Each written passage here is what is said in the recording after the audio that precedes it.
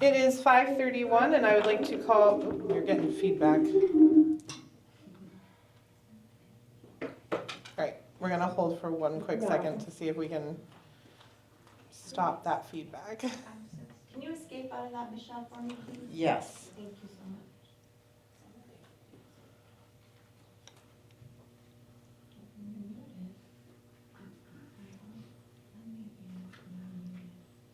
All right, try that.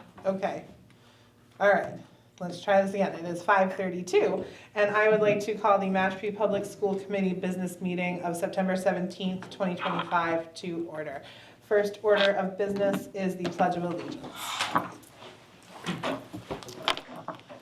I pledge allegiance to the flag of the United States of America and to the republic for which it stands, one nation, under God, indivisible, with liberty and justice for all.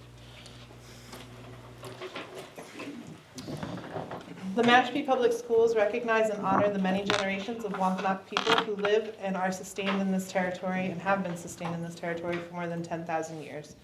I'm going to just take a quick roll call, just because, as you can see, we have two in person. We do have one of our members online. So, Dan Rodriguez. Present. Brian Whedon. Here. And Kathy Lewis is here. We do have a quorum.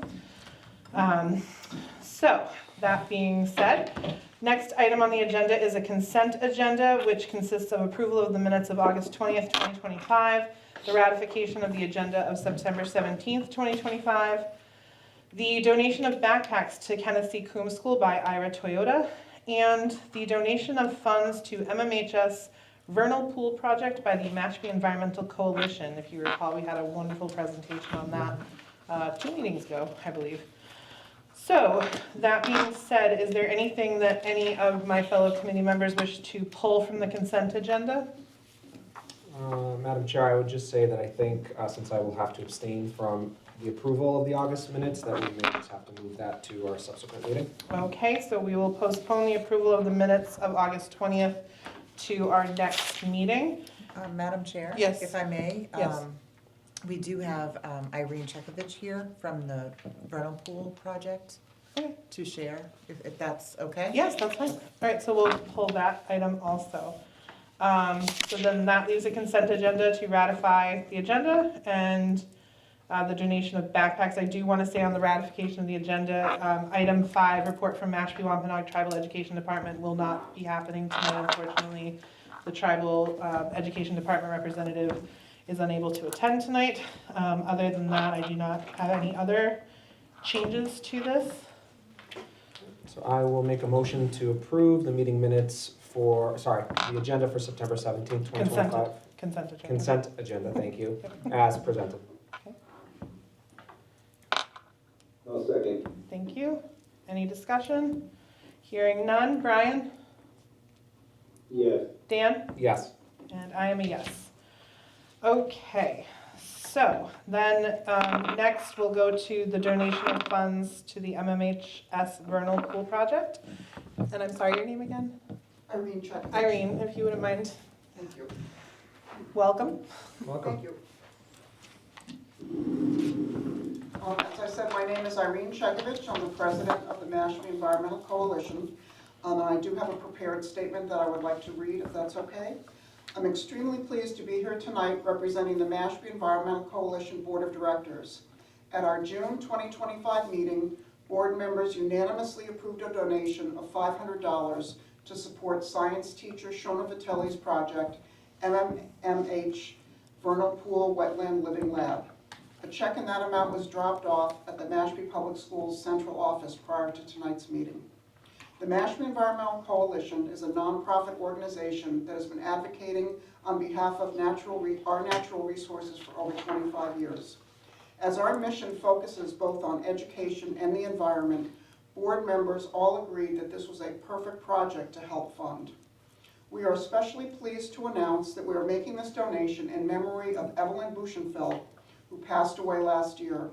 In addition to her service to our organization as a longtime board member, Evelyn was also a Mashpee community leader and a strong environmental advocate, and we believe she would have been an avid proponent of this initiative. In summary, the Mashpee Environmental Coalition is excited about this opportunity to support the proposed wetland living lab on the Mashpee Middle High School grounds, and we look forward to following its progress when work begins later this year. And if I may just add on a personal note, it has been a true pleasure working with Shona Vitelli last year, someone who is just such an incredible asset to MHS, which I'm sure you all know.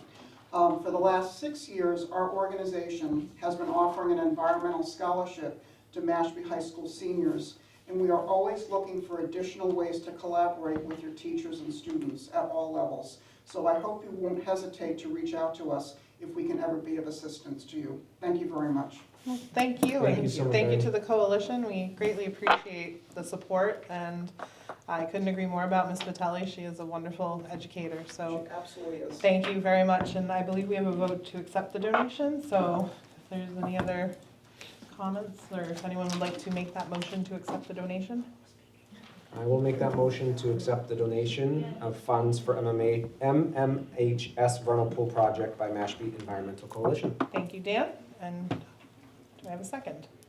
I'll second. Thank you. Any discussion? Hearing none. Brian, how do you vote? Yes. Dan? Yes. And I also am a yes. So again, thank you very much. We'll make sure we draft a letter of thanks for them if we could. Absolutely. Thank you. Next on the agenda, we have public announcements and agenda item requests. I'm gonna take a moment during this time, because we also have public comment, and I don't know if we had anyone signed up for public comment. Okay.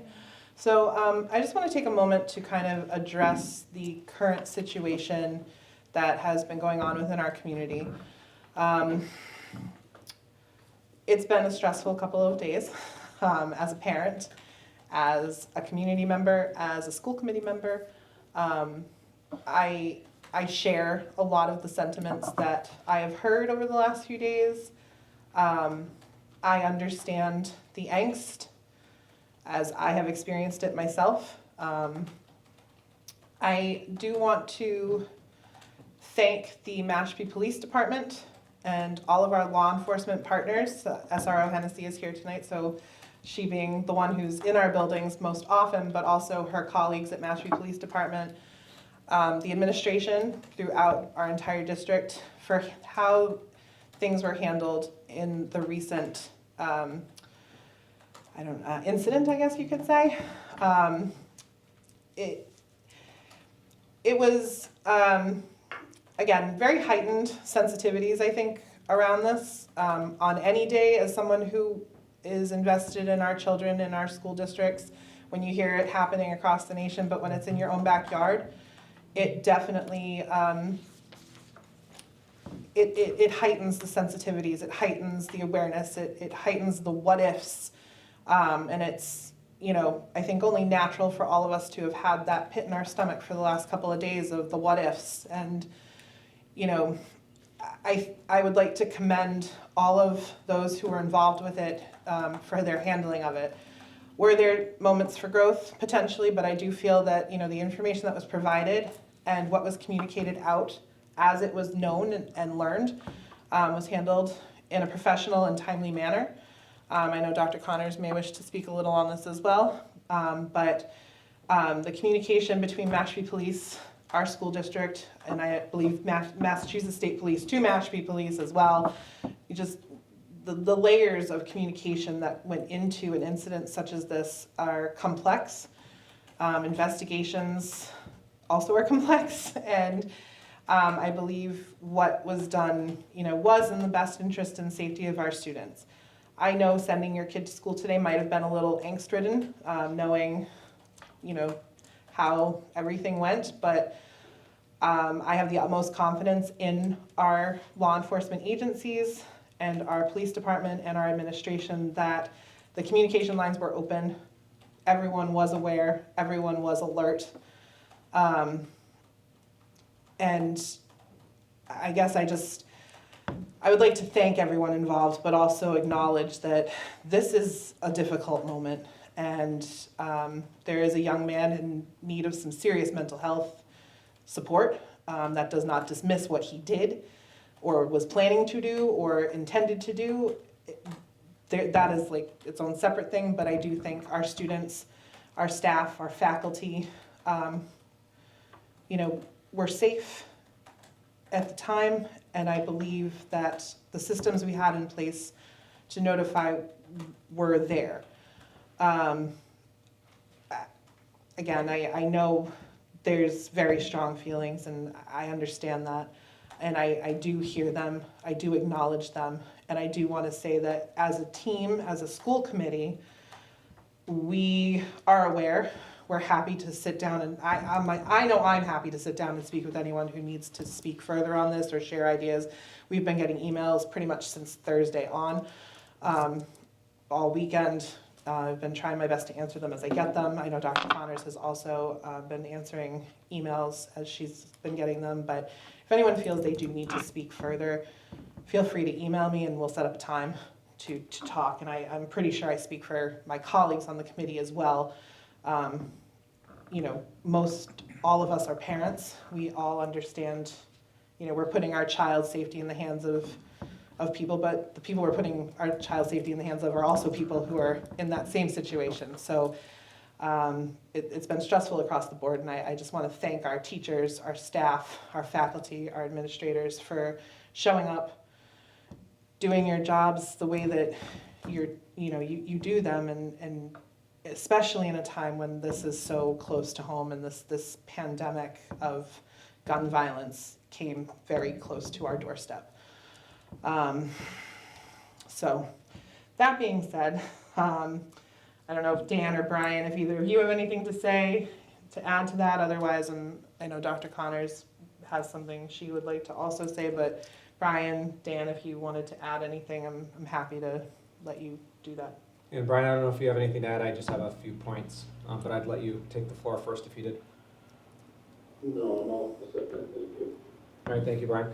I just want to reaffirm, Madam Chair, what you shared, and again, not trying to make this me serving by any means, but we are constituents in this school system, right? So to your point, the same concerns, worries, frustrations that many of the parents have around safety in general are the same that I share, that my family shares.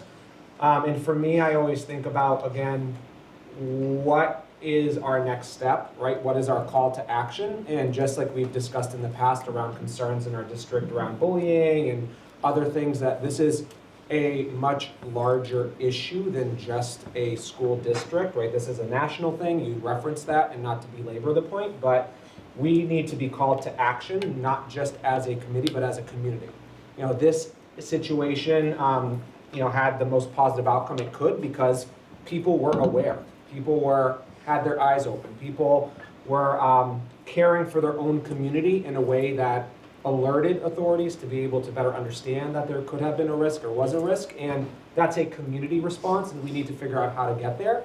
And for the folks who are understandably vocal on social media, it's an avenue to be able to express that, but we encourage folks to come in to participate and to help us better improve either systems or figure out how we support each other in a way that will continue to create safety within our schools, right?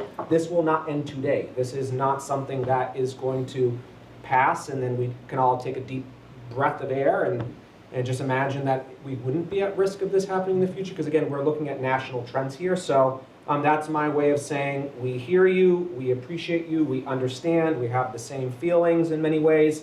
And as we all do sitting here in this room today, we have a call to support and to figure out how we continue to create a network where we're able to talk through these things, plan around them, and again, provide community connectedness in a way that allows us to identify these things before they become instances where there are episodes of violence. So kudos to the individuals in Falmouth who were aware and vocal about what they were noticing, and I hope that we have an opportunity as a school committee to engage in some really meaningful conversations with our parent constituents and caregivers and school members So then that way we can all continue to be on the same page around transparency and connection and so forth. So sorry for rambling, but this is a passion area for me, and I think that we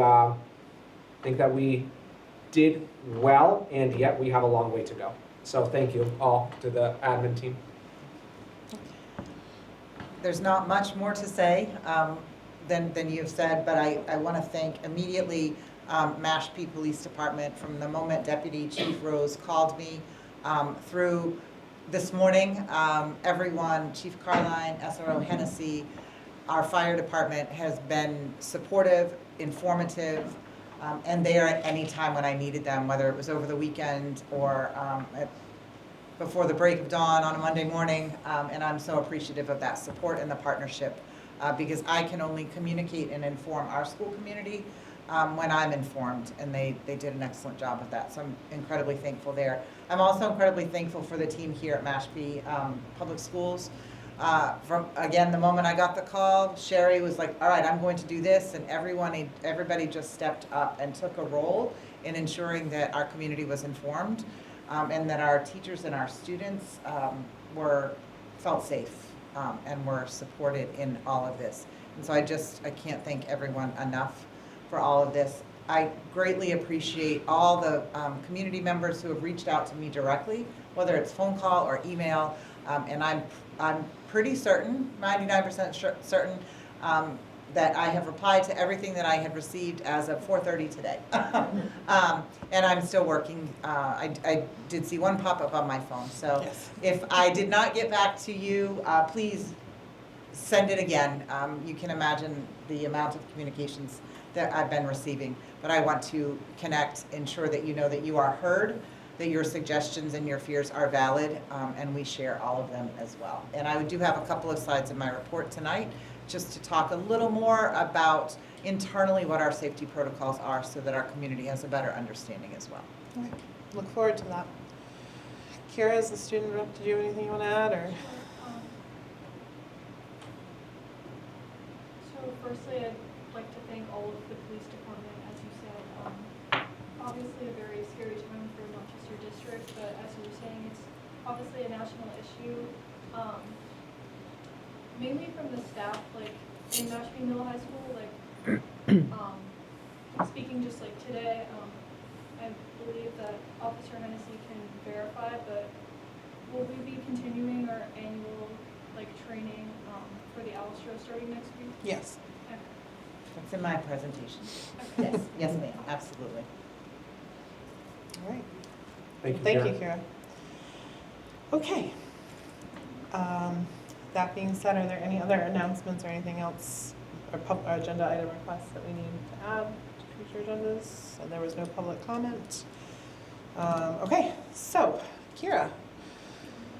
Report of Public the. comment? Oh, sorry, is there a Yep. public comment? I'm sorry. We walked in like. Oh, that's okay. That's fine, just, but could you come up to the microphone and please share your name and address if you don't mind?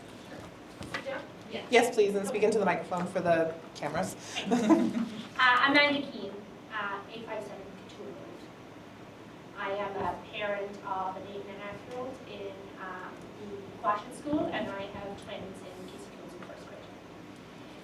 And so we're coming because you've addressed certainly a lot of what has been going on in the district this week as parents, and I think there probably will be a longer conversation about it in terms of what exactly are the safety protocols in the school. I think that the forum is there from the school committee's perspective that people could be here, but I think even just a specific safety update and how things are actually done in the schools would be helpful, because we all seem to be asking the same questions, and some people have some answers about cameras and exterior cameras and things like that. So I think maybe even an update on how things are done, because this unfortunately has been put very much on our front doorstep. And then also, from what we understand, there was some staff in FAMA that are monitoring the buildings, or at least the outside of the buildings consistently. And we know that Officer Hennessy is just one person, but is there anybody else other than the staff that actually have jobs every day, also the potential of somebody actually being employed to do something like that in the schools? I think even just in this time of heightened awareness, something like that would be considered considered. Obviously, there's a cost item to it, but there is a group of parents that would be willing to get behind something like that and to be able to help come up with ideas about how we can maybe fund it, whether it's something with the school district or even just going to the next town meeting and talking about that. Thank you for your comments. Thank you.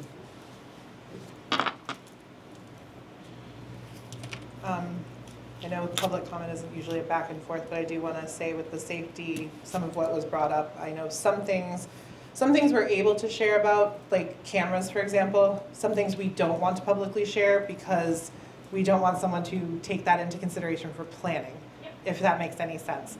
So I can assure you, the schools do have cameras that are placed strategically, all 3 schools, very strategically placed.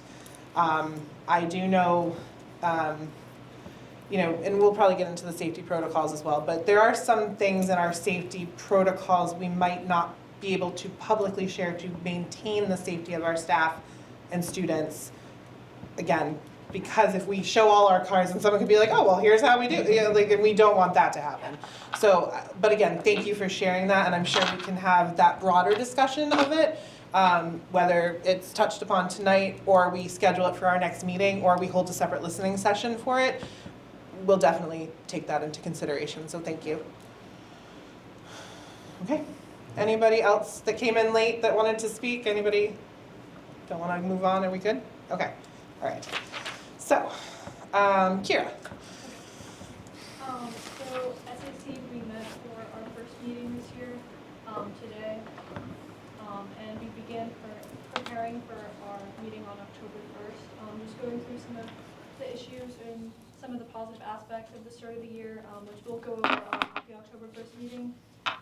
So about 2 weeks ago, I sent out a collaborative planning document for everyone to fill out, and with its purpose of like building a shared vision and direction for the year. And so I had each of the members, there was around 10 questions for them to fill out to define like our goals and potential initiatives for the year. And some of the key themes that emerged from the document after having the 5 members who are currently a part of SAC was a strong desire to amplify student voices across all grade levels. That was a theme that we kept seeing across all of our members.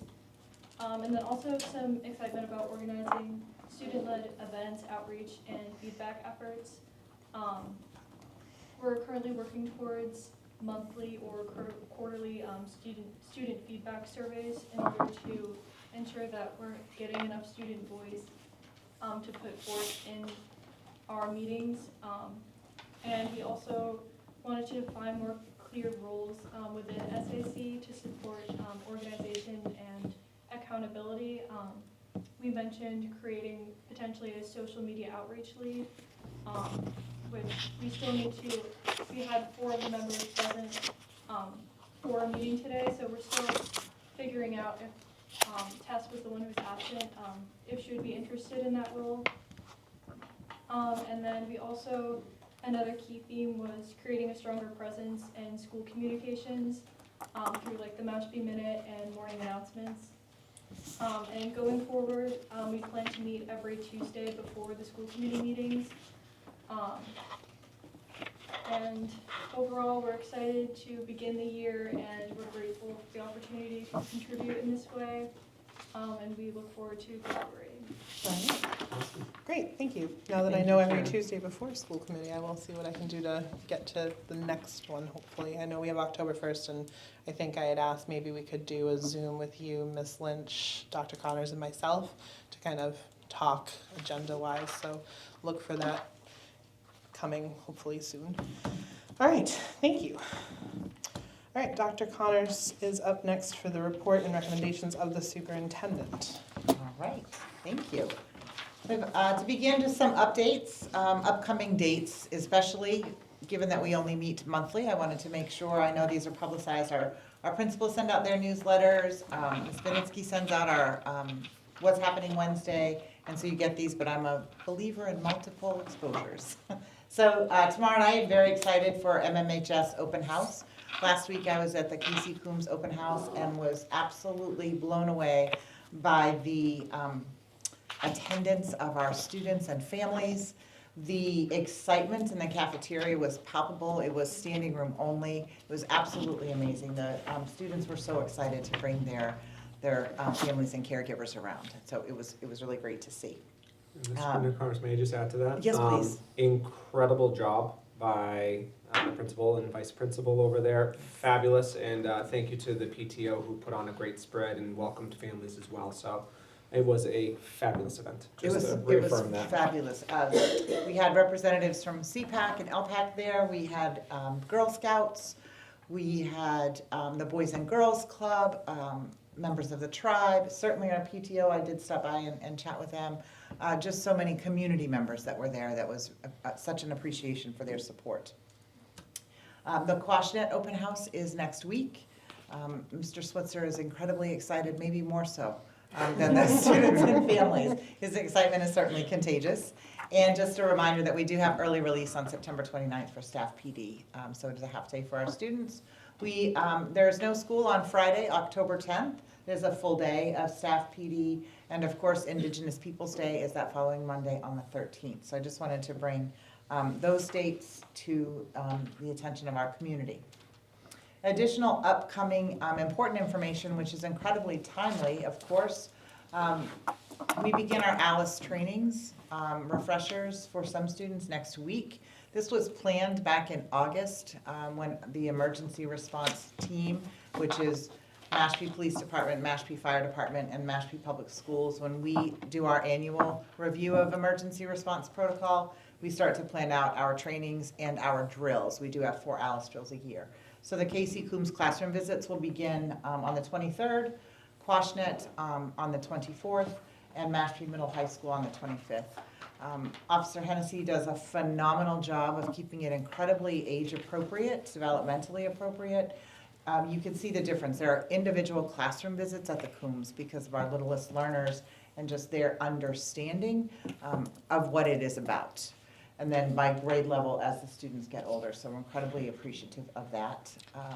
So just to clarify, the classroom visits are to explain what the ALICE drills will be. Sorry, I'm looking at Officer Hennessy and she's making her way up. She's gonna come on up. And I guess if you could also, just for the viewing public and those who are in the room, maybe explain how, while there are 4 a year, correct me if I'm wrong, there are 4 scheduled a year for each school, but only 1 date is actually made known in advance, and the other 3 are treated, like, you all know what days they are, but we don't necessarily share that for the practice element of the drill. Is that correct? Yes, so we, just like the fire drills, we notify of the first one, and then the other 3, well, we as a team come up with those dates so we don't disrupt testing or anything that the particular schools have going on.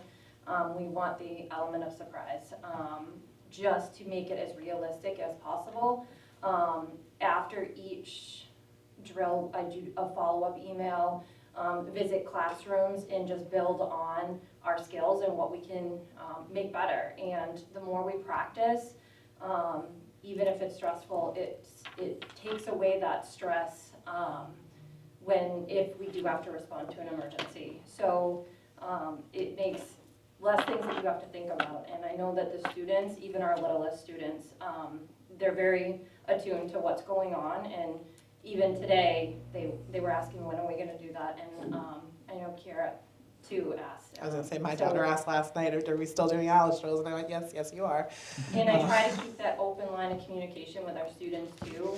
Anytime that they wanna check in with me, talk to me about it, things that they want to see. I've gotten student feedback on things that they'd like to see, and they've come up with ideas too, and hey, can we practice during passing time?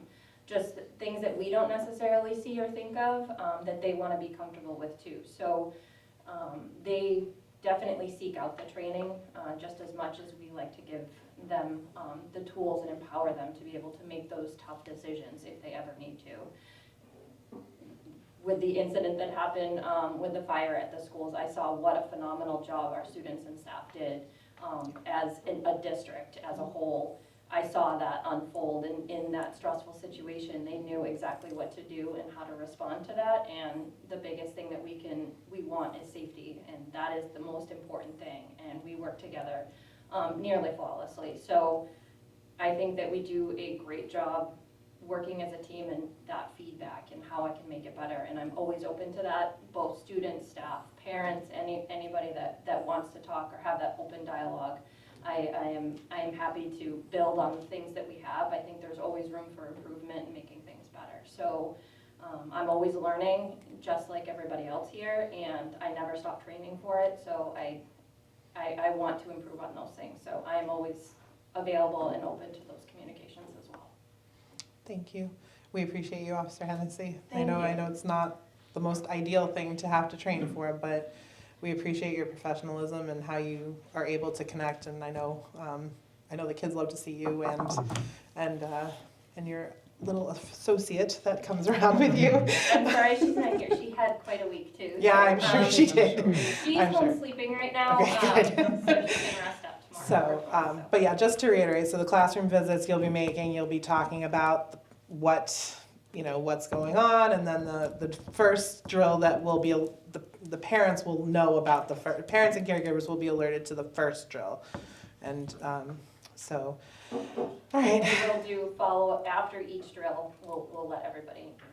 Yeah, when we do, yes, exactly, thank you. We do notify after the other 3 unannounced drills. So not always the most fun thing to talk about, but we do appreciate that you take the time to coordinate with our emergency responders and with the school district, because unfortunately it's a necessary thing in these days. But we are appreciative. Officer Hennessy and I have already begun to talk about those 3 unannounced drills.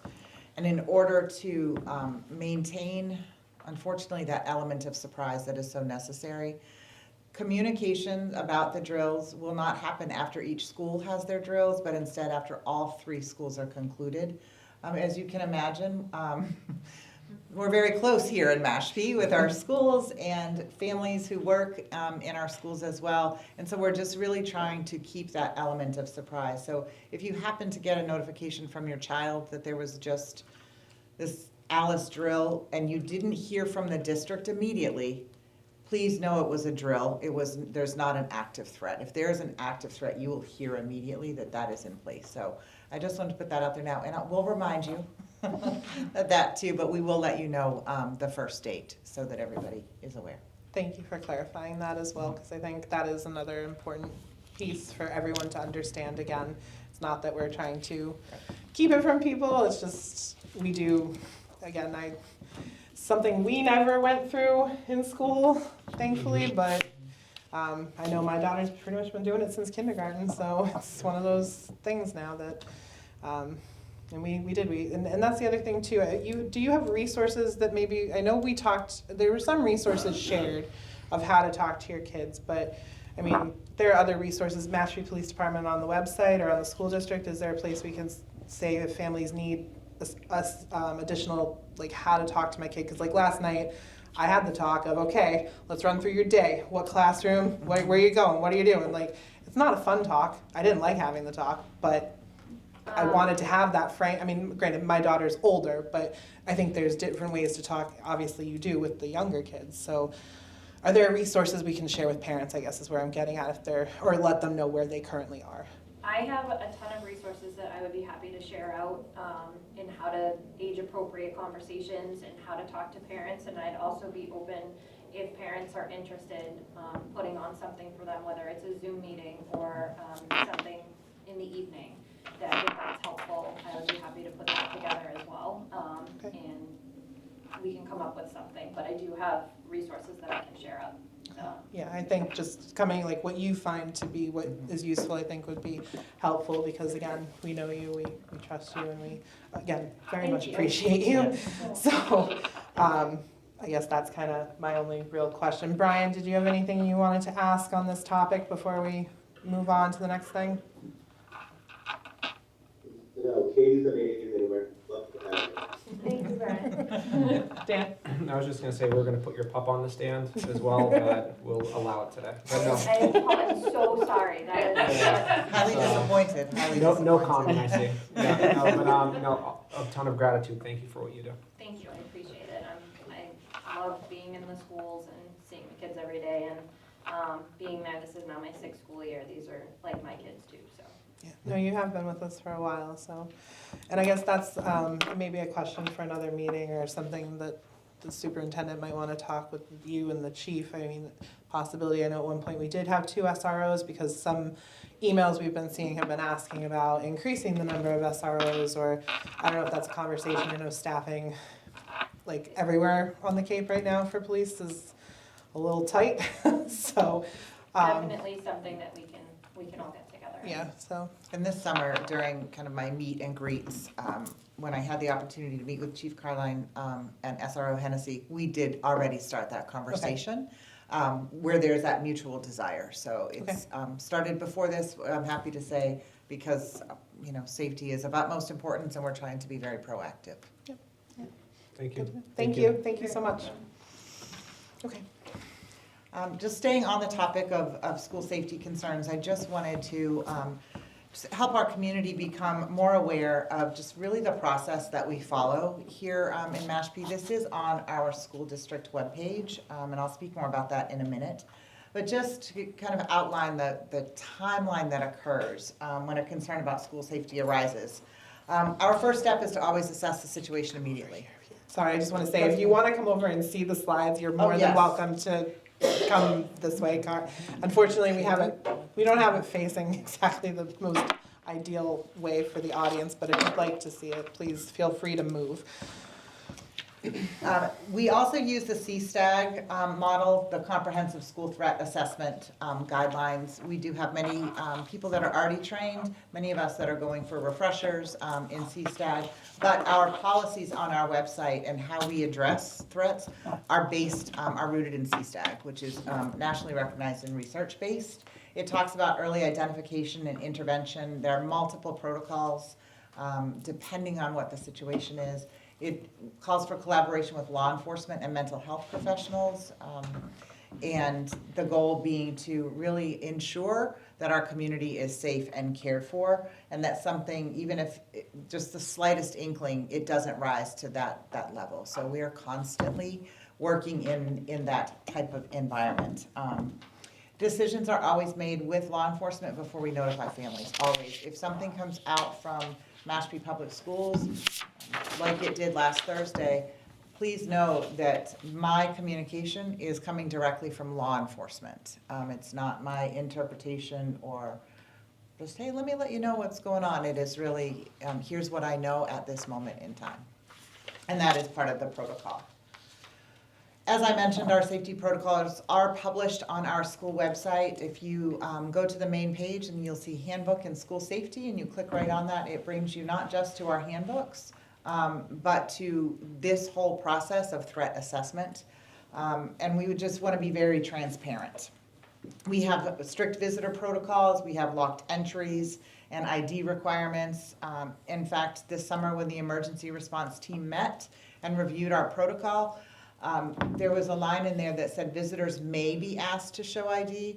I asked that that be changed to say visitors will be required to show ID to strengthen that language because it shouldn't be optional. We should always know who's in our buildings. We conduct regular emergency drills, as Officer Hennessy mentioned, both Alice and fire and safety drills with our staff, our students. And again, I just cannot say enough how appreciative I am of the partnership with Mashpee Police and Mashpee Fire. It's just been such a relief and a support to me in this role. And I will say it as many times as I can wherever I am, gas station, grocery store. And this just helps all of us know what to do in the event of an emergency. We also use Navigate 360 for rapid emergency communication with law enforcement. That goes directly through police dispatch as well. And as I mentioned a couple of times, before the school year starts, we review these protocols and make those necessary shifts and changes and have these conversations before. We're trying to be proactive and not reactive. Dr. Carnes, may I just Yes. say, and again, I think that this falls more on the operational side, which is not per se our purview, but just to put it out there, I think one area that I have noticed as a parent picking up is given the fact that there's that walking path that kind of goes from the police area over to Stop and Shop, folks use that as a cut through to then kind of make their way towards Meeting House. during school hours. So the bullet point that talks about trespassing enforcement, I guess a question that has been arisen by our families is what does that actually look like and what does that mean, especially for that area during school hours?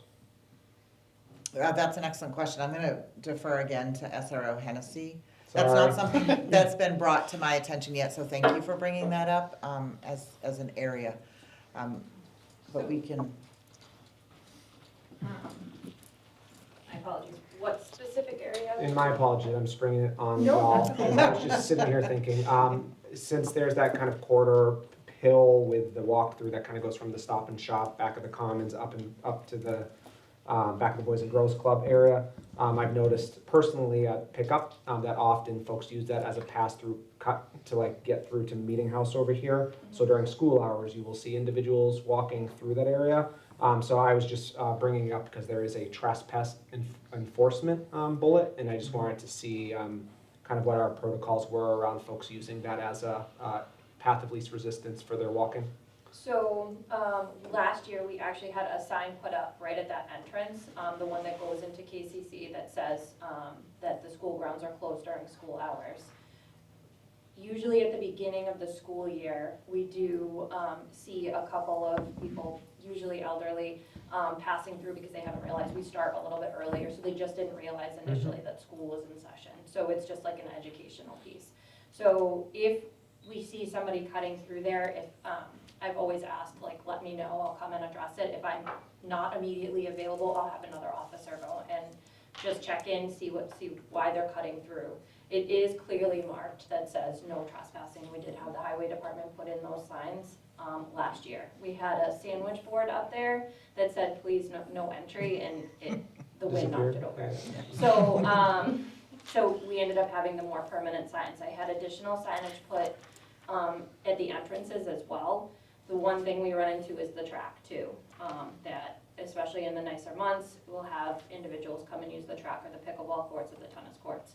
So I am out proactively walking around, especially in the morning or mid-afternoon, making sure and trying to check on those things as often as I can. And there's officers that drive through the parking lots as well. One of those things, like if any staff sees somebody cutting through or on the actual property, just let us know and we'll come address it. Sometimes it's just an educational piece. They just don't realize that, oh, I can't cut through here because it's something that they use when school's not in session. So that's typically how it's handled. I've only had, in 6 years, I think I've had one encounter with somebody who was, that I can think of at the top of my head, where they were a little bit difficult about it, but eventually left. So we will always come address those issues if we're notified, and I don't ask that anybody from the school necessarily confront them if they're not comfortable doing that. We will come and do that. But it is definitely something we take notice to. They can, that path that comes, it like feeds out where the police department is.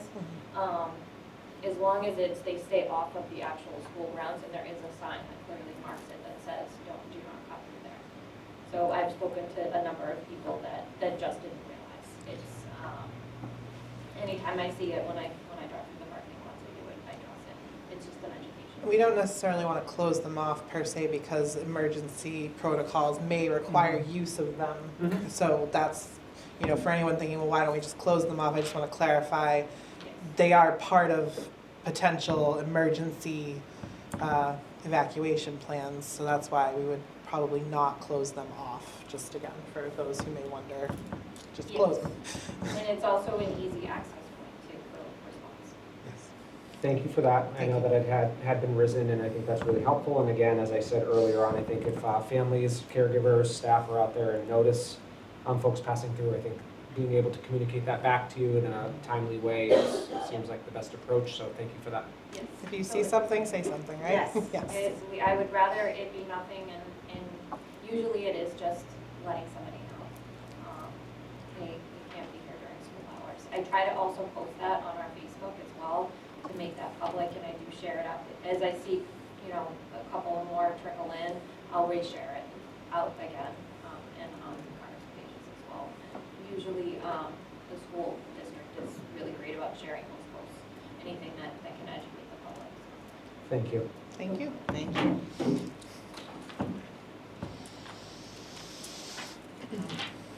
our commitment is that we will act quickly, but in coordination with law enforcement, as I've said before, we will alert families. We're not going to speculate. We want to make sure that the information we're putting out to our families in the community is accurate and has been verified. That presents its challenges because it may feel like the information is vague, that it's not transparent. But I am putting out, or we as a district are putting out as much information as the law allows us to in that moment in time and what we know to be true. We do have to maintain some level of confidentiality. There are ongoing investigations that may impede what we can communicate. And we have to treat each instance as the individual instance that it is. You know, social media is tricky because it can lead to misinformation. I equate it sometimes to the game of telephone, and that happens. And I appreciate that people use social media to communicate, to air their frustrations and get them out there publicly. But just please know, if it hasn't been verified by law enforcement or the school district, please reach out. I'm happy to verify and to clarify, as are our law enforcement partners. We don't want to add confusion and fear, and certainly we don't want to create a level of mistrust, because you trust us to keep your loved ones and your little ones safe. My highest priority is school safety. It's not academic outcomes necessarily, and how many students are we sending to college. That is certainly a priority, but first and foremost is that our students and our staff are safe, and it is my responsibility to share verified information with you. Next event, on a different note, September 30th is Orange Shirt Day. This is a time to honor our Indigenous children who were taken from their families and placed in residential and boarding schools throughout history. As recent as the 1990s that this practice was occurring, which is incredibly troubling. This history touches our Wampanoag people here in Mashpee directly, where many children were sent to places like the Carlisle Indian Industrial School. It reminds us of our responsibility to teach the truth, support our Wampanoag students and families, and ensure our schools are always safe and affirming places for every child. We will be acknowledging and recognizing, this day here as a school district, and I encourage our community members, when you are out and about in Mashpee and elsewhere, to also recognize that. Look for those orange shirts, wear orange if you have it, in support and solidarity for what happened to our Mashpee Wampanoag and other Indigenous children. Again, the community never ceases to amaze me with their generosity and their support. All Town Car Wash, October 3rd and 4th, is sponsoring a fundraiser. Please use code 100304 because that connects you to Mashpee Public Schools. You also get a special $10 rate. They are calling it Get a Car Wash and Give Back to Mashpee Middle High School. Mashpee Middle High School will receive $5 for every car wash, $20 for every unlimited car wash club sign up. So hopefully it'll be a beautiful weekend and not raining without any rain in the forecast. That always happens to me. You gotta go back. Yeah, then you can go back. So if it rains on the 3rd, go back on the 4th. Yes, absolutely. Thank you. I wanted to celebrate and shout out the highlights from our schools from the first couple of weeks of school. Such exciting times. It's been a pleasure to get out and about into classrooms and the hallways, and just the excitement and the engagement is truly why we do this work. So the Casey Coombs School, building that community is always important, especially as our newest friends come to join us in pre-K and kindergarten. Popsicles and play was so fun. I saw our students in their best dressed outfits. Some of our youngsters had little pocketbooks and matching bows. They all had their best shoes on. It was just wonderful, and they were running around and playing. And fortunately, it was not one of the super hot days in August, so we didn't have popsicles melting all over everyone. But it was great to meet our friends and their families. Pre-K and kindergarten orientation was August 27th. Open house, as I mentioned earlier, was last Thursday, and again, so beautifully attended. The Welcome Back picnic, talk about community support. Our Coombs and Quashnet PTO. Are you still here? Yes. Did such a phenomenal job. I was apologizing profusely last Thursday. I was unable to make it. I had appointments that were scheduled a year ago in Brockton that kept me up in that area in the evening. And so I was so sad to miss it, but very much appreciated seeing the photos and videos on Facebook.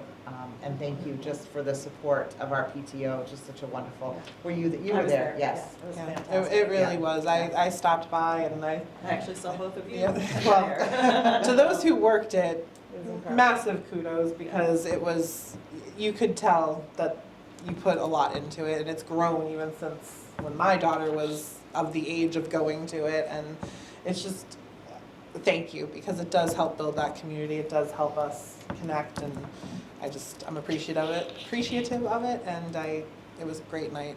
Yes, So. yes. I look forward to next year. I may also say, thank you to the honors students who came out and dedicated their time. They were fabulous, and the Boys and Girls Club, their Yes. volunteers were incredible. So it does not happen in isolation. Again, we come back to building that community. It was such a beautiful evening. A little windy for my liking, but it was perfect. And all the volunteers and individuals who stepped up, PTOs, etc. It was lovely to have that event. Yes, yes, thank you again, very much. As we mentioned earlier, Ira Toyota donated 204 backpacks. They had previously reached out to Mary Kate O'Brien as principal of the Coombs, who graciously accepted that donation, and so backpacks have been given out. We've kept some on reserve as well, so that we can continue to meet the needs of our students. We're very appreciative of that. Safety drills, as we've mentioned, first fire drill has taken place. Again, thank you to the Mashpee Fire Department, because at the Coombs, the setup makes it a little different, and so the feedback that Principal Redmond received in order to ensure that our students are exiting safely was very helpful. Special visitors, Canine Kara, our therapy dog, Charlie paid visits to our Coombs friends, and the hallways are filled with All About Me artwork. I was able to sit in on one of the art classes last Friday as they were learning how to draw their All About Me pictures, and it was so amazing that I might be able to draw my own now because of that lesson. It was just incredible, and the students, the vocabulary they were using in second grade is phenomenal. Our teachers really, in every classroom, do such an amazing job. So it was a pleasure. We have new curriculums. Wonders 2020 was in place. We're now moving to Wonders 2023. As well as the UFLI, University of Florida Literacy Institute phonics program to help build foundational skills necessary for proficient readers at the Coombs. And then coming soon again, the amazing PTO, Harvest Pumpkin Family Engagement Event, which will be very exciting. I can't believe we're talking fall and harvest already. It is around the corner. Next, at Quashnet, again, recognizing students. They've already had their first Student of the Week awards. 21 students have already earned the award for their positive Falcon 5 behavior. The Right Choice Ticket Store was open the last 2 Wednesdays, part of the PBIS program at Quashnet. And happy to say that our enrollment at Quashnet is the highest that it's been since 2020. So that's good for moving forward, certainly. 66 fourth grade students have signed up for a music ensemble already, which is very exciting. And our before and after clubs begin at Quashnet on Monday. Mr. Bradford Lopes from the Mashpee Wampanoag Tribe's Indian Education Department provided professional development for our teachers at Quashnet connected to our Orange Shirt Day. So very appreciative of that support. Again, the community just steps up and we can't do this work without the support, so I'm just constantly in awe of all of that. Mashpee Middle High School, a year of sustainable change. Principal Brady titled her slide. Lots of events happening here as well. Jumpstart was for our incoming 7th graders, as well as any new student and family to Mashpee Middle High School, no matter what grade. That was an exciting night. Our National Junior Honor Society were the tour guides who led students and families around. Students' assemblies took place on September 3rd to go over some changes and expectations for the new year, and I'll talk about some of those shortly. I've already talked about the open house. I did see Principal Brady put out a communication today. When we talk again about safety protocols, we did change entry into open house for tomorrow night. We'll just use one entrance, so please be patient as you're entering into that door near the gym that goes into the auditorium and cafeteria. We used other doors previously, but I'm very cognizant of us being able to monitor who's coming in the building and ensuring that everyone who attends tomorrow night does feel safe and that we're monitoring that. There are new systems and structures in place at Mashpee Middle High School, and the students have responded very positively. Kira, Principal Brady's not fibbing to me, is she? Okay, you don't have to answer that on camera. Specifically, they responded positively to the new schedule with homeroom being at the start of the day. Even though they're missing that break in the middle of the morning during their old homeroom, they do like being able to grab breakfast in the morning and get settled before they start their day, which is, research shows that homeroom at the start of the day is very beneficial for the students' social and emotional well-being. So I'm happy to hear that that's working well. The cafeteria and custodial workers also like that change because it is now given 7 minutes between lunches, which allows them to really turn over from one lunch to the next and better serve our hungry students in the middle of the day. We are still, Mashpee Middle High School is still using ePass for most of the passes, but they noticed last year some concerns with bathroom passes or bathroom traffic, having to lock bathrooms because of inability to monitor students. So they switched to a color-coded bathroom pass. So if you are in the A wing for classes and you need to use the bathroom, you have a certain color pass with an A on it that shows you should be in the A wing. The benefit of that too is now all the bathrooms are unlocked, and so students have greater access. So it just helps students get what they need and us, the staff there, to identify where students are supposed to be. The building administration has received a lot of positive feedback from all stakeholders about the opening of school this year, which is, we always like to hear. They're happy about their classes. Again, Kara, we can talk off camera if what Principal Brady told me is not true. As I mentioned, the bathrooms being unlocked, there's very little traffic and the hallways are quiet. When I was there Thursday and Friday last week, and certainly in my previous district, I was spending a lot of time at a high school with 3,700 students, and there was always lots of people in the hallways. There was people, the students were engaged and learning, and it was just a pleasure to, again, be in those classes and see not just students sitting quietly working. They were actively engaged, speaking to one another and with their teacher, and that was enjoyable to see. Families have said their children are coming home tired but happy. I like that. The focus this year amongst the leadership team is really getting into classrooms more often, so that every day they're walking through classrooms, hallways, checking in on bathrooms, and are very visible to the students and the staff. And the staff has reported noticing that increase in their presence. So that's incredibly helpful. Upcoming NEAS Collaborative Conference, they're very excited. The conference is in March. You'll hear more about that as we get closer. And the development of credit recovery for grades 7 through 9. Helps those students, especially that transition from Quashnet to Mashpee Middle High School, and then into a more rigorous high school curriculum, gives them that opportunity to become more successful in the 4 major content areas and hopefully remove the need to attend a summer program for remediation. So we're excited to work on that. All right, just some quick updates. First on the personnel, you have that handout. It is page 5. I'm going a little bit out of order in my reporting here. So briefly, just pointing out the staffing changes. And I definitely, she's going to kill me again, but Mary Kate O'Brien, you please just thank you. I just want to thank you. You are here tonight. I did tell her she did not have to come tonight, but I also did want to acknowledge that this is officially her final school committee meeting before retirement. Yeah, this is it. Snuck it on us. I know. We're happy and sad all at once, Mary Kate. I feel awful now. I thought we had one more with you. October 3rd. 2 more weeks. Can we get you to come back on the 1st? I am very grateful for my time. We We're grateful. we're grateful that you were here. The impact you've had on so many of Mashpee students, on me as, I never had you, but as a parent and working with you in this capacity, I can't say enough good things, and we are going to miss you, but congratulations, and this is well deserved, and I know you have a grandbaby that is probably going to be very happy to have more time with you, and you with him. But yeah, I feel awful. I thought we had one more meeting with you. Oh my gosh.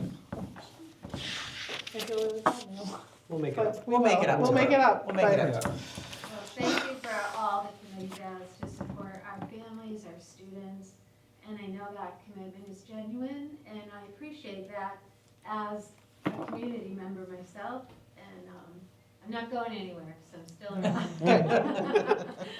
I'm a resident. Well, thank you. Thank you. I just want to say, I'm pretty sure this new English teacher, and she was teacher of the year, wasn't she recently? I think she spoke at a school committee conference. Did she come from Martha's Vineyard doing, no? I think you might be right. Yeah, so, all right, pretty Yeah. cool. Doing well. A Doing teacher well. of the year on staff now. That's Yes. pretty cool. Sorry, she just gave a very nice speech at the, Yes. I think it was like 2 years ago at the MASS conference, if I'm not mistaken. But very, very interesting. Yes. Our district review dates are confirmed, as I mentioned, October 14th to the 17th. The school committee will be interviewed on Wednesday, so before our scheduled school committee meeting, we'll be sure that we do not establish a quorum, though, so it will just be a couple of members. That's still in planning. I will be reaching out to members of our school community next week, seeking volunteers for focus groups to give your input. We also have strategic planning coming up. That will also have focus groups, so I'm very excited about the multiple opportunities to have our families and community provide feedback in this process. Student focus groups will also be taking place during that time, student interviews. So I'm excited about that work ahead.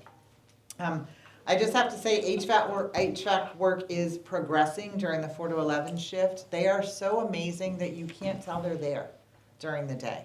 They are so cognizant of the fact that it is a school during the day, that they really are doing that work, making a difference and not leaving a trace, which is awesome. They've been wonderful partners to work with. So shout out to them.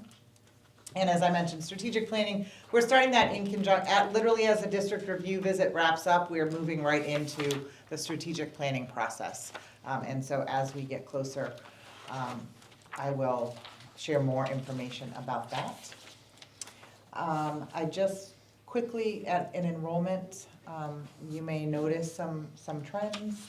One of the things on page 4 that I want to point out is school choice numbers over time, because we know that that has been a source, and Monica will speak more about that shortly, of additional funding, if you will, or an increase in funds to our district. So if you notice in 22-23, we were receiving 120 students in school choice and only sending out 85. But if you look at last year, we've pretty much leveled out. One of my goals is to really increase the number of students who want to come to Mashpee Public Schools, so something that we'll work on over the course of the next couple of years. And part of that is about gathering data as to why families are leaving and choosing other school districts. And we've already started to dig into some of that preliminary data so we know where our students are headed, what school districts. So we're going to continue to work on that. And then just a final piece before I turn it over. I thought it was important to share what our attendance looks like for the beginning of the school year in comparison to years in the past. And we're pretty consistent over time. So as of, I believe, Sherry, that was September 10th, was the end of last week, roughly. So the first 2 weeks of school. Our district attendance rate was at a 95.9. Our DESE, the expectation of DESE is that we maintain 93% attendance rate and below a 20% chronic absenteeism rate. Our March 2025 report for district attendance was at a 93.7, so we're already above that. And for this time over the last few years, we're pretty consistent in our attendance. And our chronic absenteeism rate was below the 20% at 15.7. It's still too high for chronic absenteeism, and we will continue to look at that and work on better understanding what is keeping our students from coming to school to work with them. As an aside, I did ask Ms. Vinitsky to look at today's attendance in comparison to the last 2 days, because with everything that's been going on, that's a concern. We understand families may want to keep their children home because of the state of things. I am so pleased to say that our attendance was lower today than it was Monday and Tuesday. I mean, our attendance was higher today. Our absenteeism was lower today than it was Monday and Tuesday. So that tells me, and maybe I'm reading into this because, you know, I want to be positive, but that our families and community have faith and trust that we are doing everything we can to keep their children safe because they sent their kids to school today. So district-wide, we only had 54 students absent across 3 schools. And then my final piece, just because I remember a certain school committee member asked at one point about the culture in our central office, and so I wanted to share that this was not planned. This is just how symbiotic we are becoming in central office, that we are dressing alike. And we all have the link for that. We all do have the link, so we can put it together. So Where just, do you purchase set out from? 'Cause that is a very distinct. isn't it like those pants are not? Yes, it's not just we all showed up in leopard And print. completely unplanned. Completely. We just have a very fashionable front office staff, is really what it is. Yes, that was, we got quite a chuckle that day when we saw that. So just wanted to share our Wonder Twins. And at this time, I will turn it over to Assistant Superintendent Ms. Hill for her teaching and learning update. Sure, so I wanted to just update the committee on a few things that we've been working on since we last met. We have applied for the first time for the MyCap grant, which is a competitive grant, and it is designed to help us align our planning for students to look forward into career pathways and to life after graduation. So we're really excited that that is in, and hopeful that we'll get the planning part of this grant and then be able to apply for implementation grant the following year. We had talked, I think back in August, about how at the time there were monies that were being held by the federal government, Department of Education, in terms of the ESSA grants, which are also known as the title grants. At the time, they had released the Title I money, but they were still putting a pause on the release of Titles 2A, 3A, and 4A. I wanted to update the committee that those funds have now been released, and our grant application is in process. So we're looking forward to moving forward with that, and I just wanted to share the different totals that each of those grants provide. We are getting information now that, normally this grant is written in the spring, and these funds are available right when school starts. Obviously, that process was delayed a little bit by the decision from the federal government.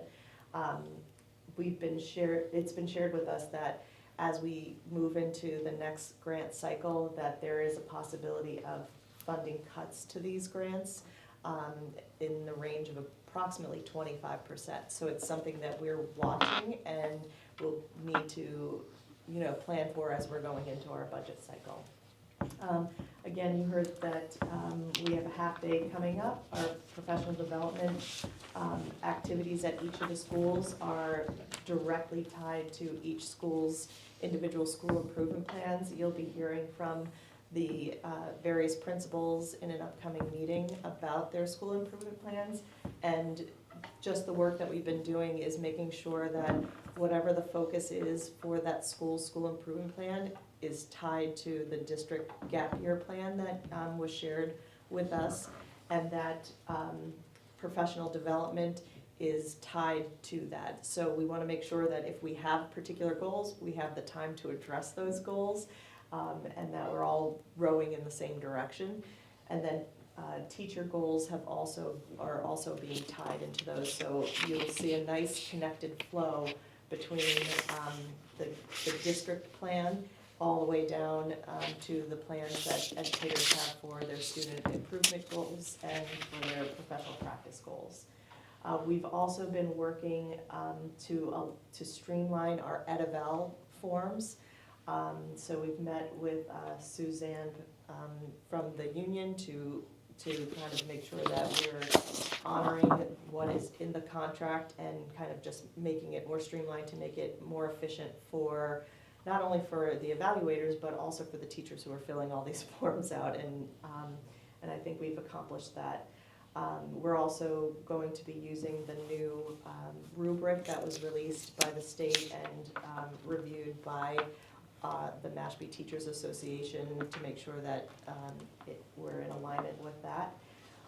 Our mentor program actually kicked off this week with some trainings for our mentors. It's a multi-step or multi-level PD that is offered for our folks who are new to the district, and it also includes members of Unit C, because there is a new mentor program that is being kicked off this year for Member C new hires. So we're really excited about that, and we're also doing some training for some people who wanted to become new mentors as well. I also wanted to make the committee aware that there is a new MCAS parent portal that is becoming available to families. In the past, families would get their MCAS results in paper and we would do mailings home. They are actually opening up a parent portal for a parent to look at their child's MCAS scores. Our tech department is working on some information to send out to parents to help them log into their child's parent portal, but that will be opening up on October 1st. You know, linguistically, if it's multilingual or if it's just English? I'm not sure how that's working with the state, but I can look into that for you. Thank you. Sure. Thank you. Thank you. Next, I'd like to ask Mr. Treveri, our athletic director, to come up to the table and give us our sports athletic department update. Thank you for having me. I'm trying to turn around. I think the biggest thing for us right now is we have a ton of new staff, athletic staff, coaches. Some are brand new to us, others are in different positions. You can kind of see the list there. I think the important piece for us is always to find people that have tie-ins to the community. Some people we have alumni that are coaching with us. Just looking at the list, there's 14 new coaches, 12 of them either attend Mashpee High School or a parent of Mashpee High School graduate or current student or is an employee of the district. So those things to me are all important because those people all have, that's where roots get started. We hope those people can serve in those capacities in a long time. One of our more important hires, I think, for me personally, for our kids, is the fact of being a certified athletic trainer, which are very difficult to come by. There are, my knowledge, I think there's 15 or 16 southeastern districts in Massachusetts right now without a full-time athletic trainer. They either have partial contracts or don't have an athletic trainer at all. Obviously creates an issue in terms of safety and in terms of liability. So to have that person there is a big piece of the puzzle. And probably the most important piece for our kids in the athletic department. So it's a big change, a lot of new people. There are a lot of teaching. It's a lot of steps for people and learning for people in new positions. We have preseason meetings with all of our staff. It's like drinking out of a fire hose for people sometimes because it's a lot. There's a lot of pieces of the puzzle. There's communication, parents, students, academics, everything that revolves around coaching, which obviously it's a bunch. But they're doing a good job. Started the year off pretty seamlessly into games now. Our middle school just started yesterday, so everybody's on board at this point. All sports night, very well attended. We had quite a few parents, quite a few kids. For the most part, I think everything went well. I think people get a lot out of that. There's a lot of, for us, it's really the new people in the district, 7th to 8th grade parents sometimes. It's a huge transition for a lot of people. We did maybe 3 years ago, or right after COVID, we sort of figured that all the 7th grade kids who come in our district, only about 25% of them actually play the sport that they're participating in. So it's new to parents, it's new to families, new to kids in terms of the rigor of what we do, the communication levels, scheduling, changes, all that sort of stuff. So it's coming along. It's a change for a lot of families, but it's going well. And that night's a big night of what we do. We have the South Shore League Fall Student Leadership Conference tomorrow. Every school in our league, we have 10 schools in the league, they all send somewhere in the neighborhood of 13 to 20 kids to have leadership workshops.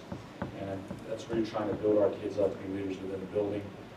Mainly some seniors, but we also have some juniors, 1 or 2 sophomores. And those are the kids that come back, and we want those kids to be leaders in our locker room, leaders for our hallways, leaders in the classroom for us. We're very lucky, 7 to 12 school. There's always questions when kids come in. It's, they're 14 years old, 13 years old, 12 years old, and you have 18-year-olds, 17-year-olds. We fortunately have never had an issue with it since I've been here. I've been here 26 years, and it's to me, it's a very positive thing. I remember kids learn social mores, social values. They learn how to behave themselves, and I think our older kids are great role models in those roles, where it could be just the opposite, and there are issues with other schools, 7 to 12 schools, so we're very lucky in that capacity. This helps us build our leadership capacity in the building too. Just a note, our school won the Clark Chatterton Award last year within our league for sportsmanship. We take great pride in sportsmanship in our league. 10 other schools, we came in first place. We've now won this 2 of the last 3 years. It's a credit to our coaches, but it's mainly credit to our kids. I think that goes back to the families that raised them and how they, hold themselves at away events, at home events. I often talk about it at our sports nights that, I travel a lot of sports with my kids, many of you probably do too.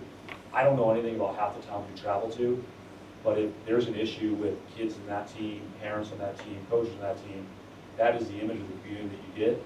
So these things are important to us and me personally, that our kids do things the right way. It's not always going to be perfect, but I think getting an award says that we've done a pretty good job of maintaining and representing our community and our school system. Our numbers aren't bad at all. Participation-wise, we have 251 kids participating. Roughly, just with our school numbers 7 to 12, I think that's 45% of our kids. That's a big number for us in the fall, especially the fact we have a pretty large music program here, arts program. So we have a lot of kids that play multiple sports that are involved in both the arts, in athletics and academics, and the different clubs that we present. And they have to be. If they don't, things just don't work. We just don't have enough kids to do one thing at one time. So, and I think it really prepares our kids when they leave. We talk about all the time when sports will come second. Go to your clubs first, go to your after-school help first, and our kids understand that it's a time management thing. It's a structured thing. I think that bodes well for every kid. We're not without our changes and challenges too.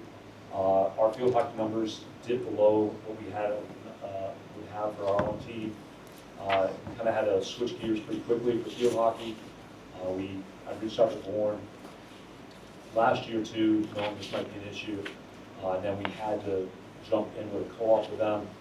We did it the last couple minutes, credit to their coach, their athletic director, and their kids.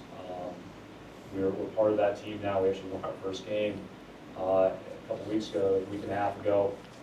We will host 2 games here at Mashpee. They were great. They're going to come down here. Transportation is a bit of a challenge, but we do have athletic vans, which helps to get them to practice to Wareham. It's asking a little more of our kids, but the bottom line for myself, when I talk to parents, talk to kids, was just giving opportunities. The opportunity to play, the opportunity to compete. The last thing you ever want to do is shut out kids, especially kids that are seniors, that have played anywhere from 4 to 6 years in the program. So we're happy that they have the ability to play. We'll host a quasi-senior night at our place in a couple weeks, so we're excited to host that evening with our seniors. We are struggling at some sports with numbers, others not. Girls soccer is going to be restricted levels wise. We will have varsity, we're going to try to do middle school, we probably won't have a lot of JV games. It's probably the strangest of occurrences because we have youth soccer in Mashpee. It's the only sport we have in the fall that actually has a youth soccer program. We don't have youth football, we don't have field hockey, youth volleyball, but we do have youth soccer. So it is very odd to have those numbers. I think we new coach in place, and she's going to do an outstanding job, get them to where they need to be. But while those numbers are down, we have flourished in cross country, which 2 full teams now. We went from, I think, 2 years ago, I think we had 9 kids, and we're at 18 kids right now. Coach has done a great job there. Cheerleading numbers are up, golf numbers are up. They have 2 full teams now, so they do move around. I'm happy with those sports where they're at. We face our challenges. Transportation is going to be an issue. It's bus drivers, I think it's everywhere, every district. How it works, our primary transportation provider is Cape Cod Collaborative for athletics. They basically have three athletics drivers for 4 districts. So unlike Monomoy, which has their kids drive the athletic events, we do not allow that. I just think that's an enormous liability issue for us. We do find ways to make it work, whether it's a later game, whether it's finding we have a secondary transportation provider in Lucchini, who does a very good job with us. Sometimes we can put them in vans. We make it work, but it is difficult, and there are times where it's time consuming in my job because we're constantly moving things, changing things. I'm gonna say constantly, but there are times we're gonna move and change things to make sure it all fits and all works. But anyone who just drive a bus, they pay well, and they need them, and it'd be great to have more bus drivers. Yes. We also, our application pool for jobs isn't what it used to be either. I think that's everywhere. That's part of living, I think, on Cape Cod, with how expensive things are, and time, trying to get people after school. We are always expanding, looking maybe to get retired people, try to get retired people to come in and help out. We do have great volunteers for us, which has been kind of the backbone of some successful programs.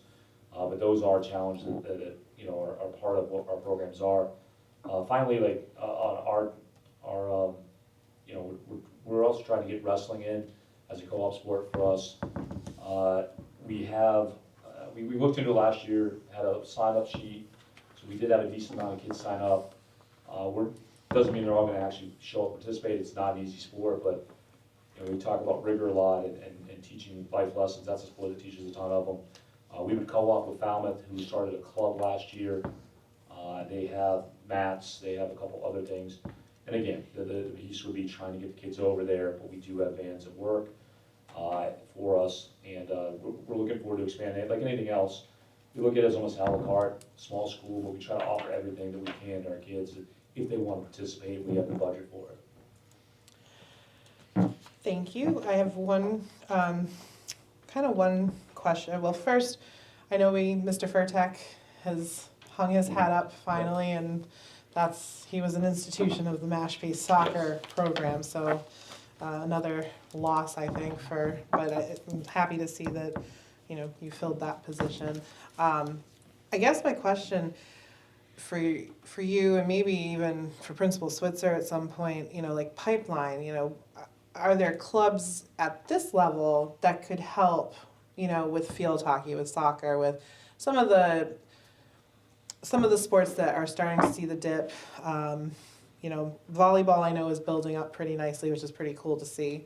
And I know I spoke with one of the seniors who said she's coming here to help with, teach the volleyball, and she's been doing that. I know, tennis is growing a little bit because the town's rec department. But I guess in your opinion, is it worth looking into, connecting down at this level and starting those pipelines for soccer, for field? I mean, soccer, I think that one kind of struck me as odd. Like you said, Mashpee's always had rec soccer, and it's always been like everybody's there on Saturday and Sunday, like all day, like all weekend. And that one kind of made me scratch my head a little, but I get it.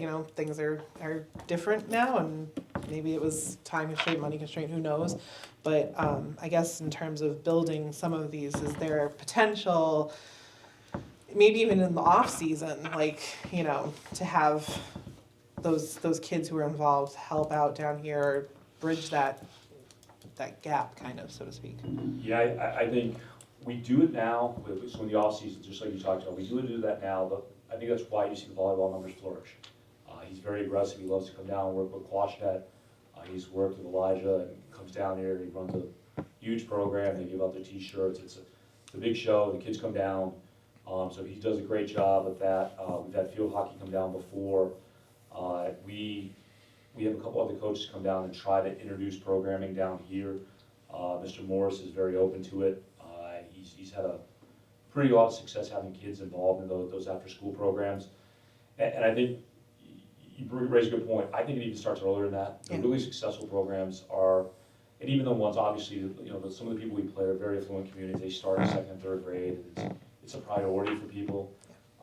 Whereas, you know, it hasn't been a priority here. I think at some point, maybe sitting down with recreation, maybe trying to find parents at Coon School who want to start programs. I know one of the success stories that starts with parents is that we got youth softball off the ground for the first time in 9 years. Yeah. So for 9 years, we were dormant at youth softball.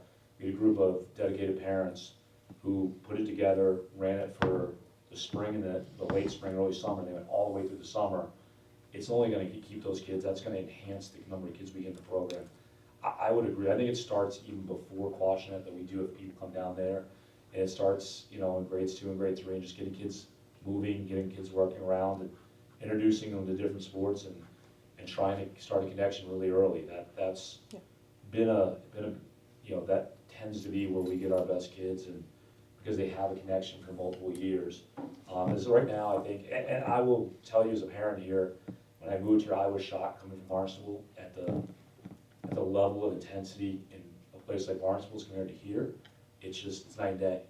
And, you know, I coach travel basketball with my kids, and it was foreign to do anything after the season. You know, there's a gap of 5 weeks, 6 weeks before the spring sports, and you know, our thing was, all right, let's go do tournaments, and we're gonna continue to practice, we'll raise money, continue to practice. I think you just keep kids working and keep them committed.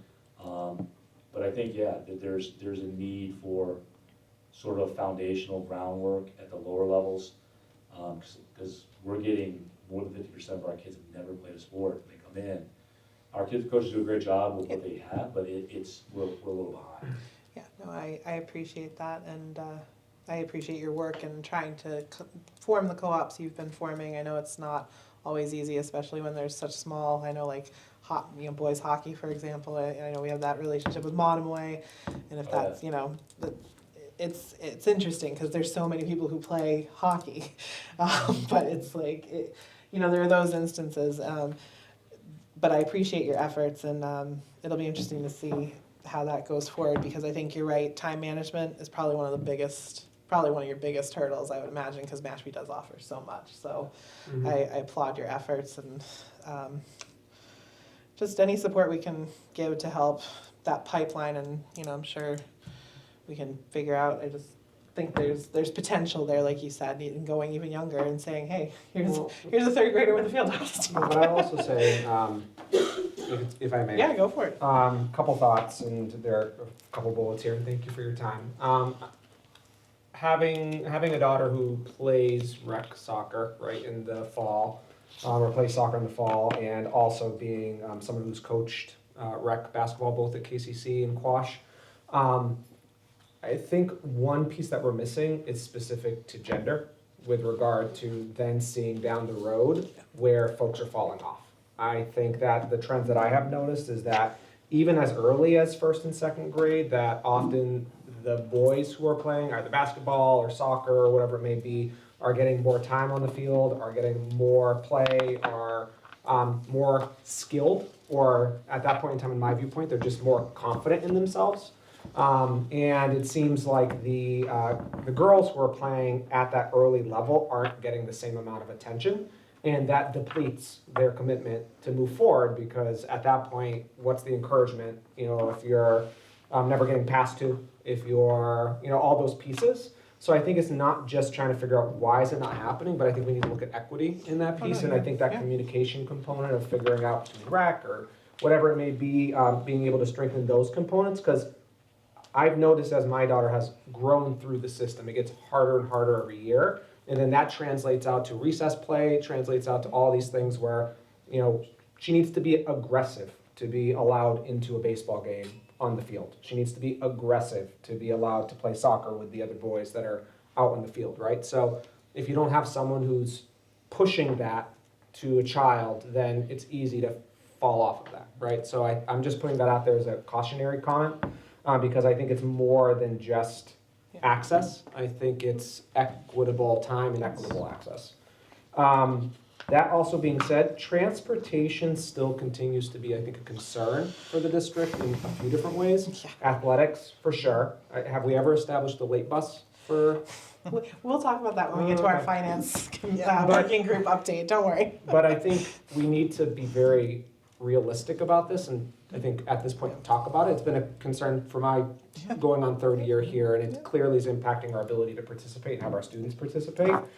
So in support of what you're identifying, I think that it is a larger conversation point about what are the expectations and the understandable shortcomings of it, given the gravity of limited staff, but it's something that needs to be somehow addressed, and thankfully you guys have a secondary partner with Lucchini, but it isn't working.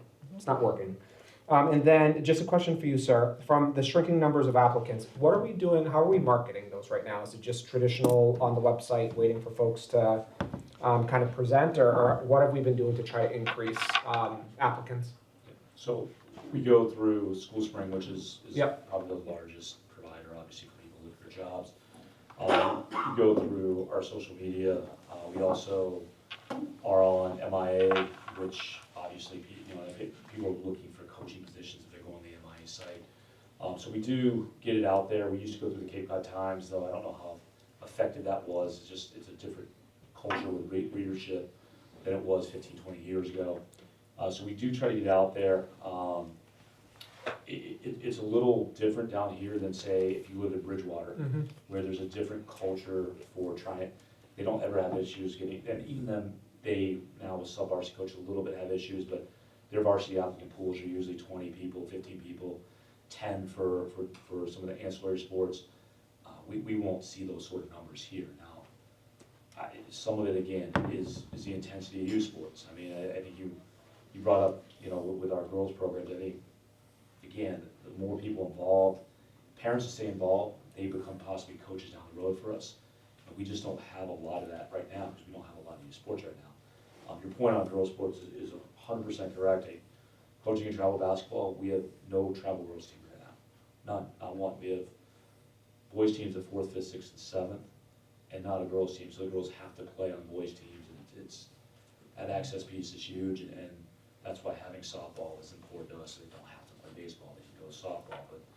But we would love to have parents come up with us as they grow with their kids and potentially coach at the high school level, and those are access points too for us, but there's just not a lot of those right now. Great, thank you. And, you know, again, not per se the recommendation, but I think linking with schools that have graduates or others that, you know, maybe off Cape looking to relocate back to the Cape, as prospective recruitment strategies for those applicants. I know that in my career, we've seen some success with building those relationships early on and then trying to nurture that relationship over time, but just a ton of gratitude. Thank you for what you guys are doing down there and do for us, so I appreciate you. Thank you for that.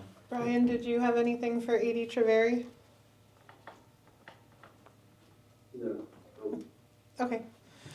Well, again, thank you for the report. I appreciate the information. I think definitely interesting and things for us to definitely consider together to problem solve and figure out the best way to make sure Mashpee's tradition of pretty robust sports teams, because Mashpee's always had pretty robust athletics continues. So again, thank you for this information, and we'll see what we can do to move Thank you. forward.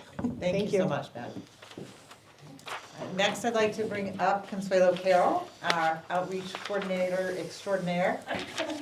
Oh, my adjectives, thank you. How are you guys doing tonight? How are you, Consuelo? All right, so I just figured I'd talk about everything. I know you had some questions, but I'll just start with community engagement. Over the summer, we were able to, I'll just start by saying I just love this job, and I really believe that community outreach creates opportunities for our students and strengthens our partnerships across Mashpee.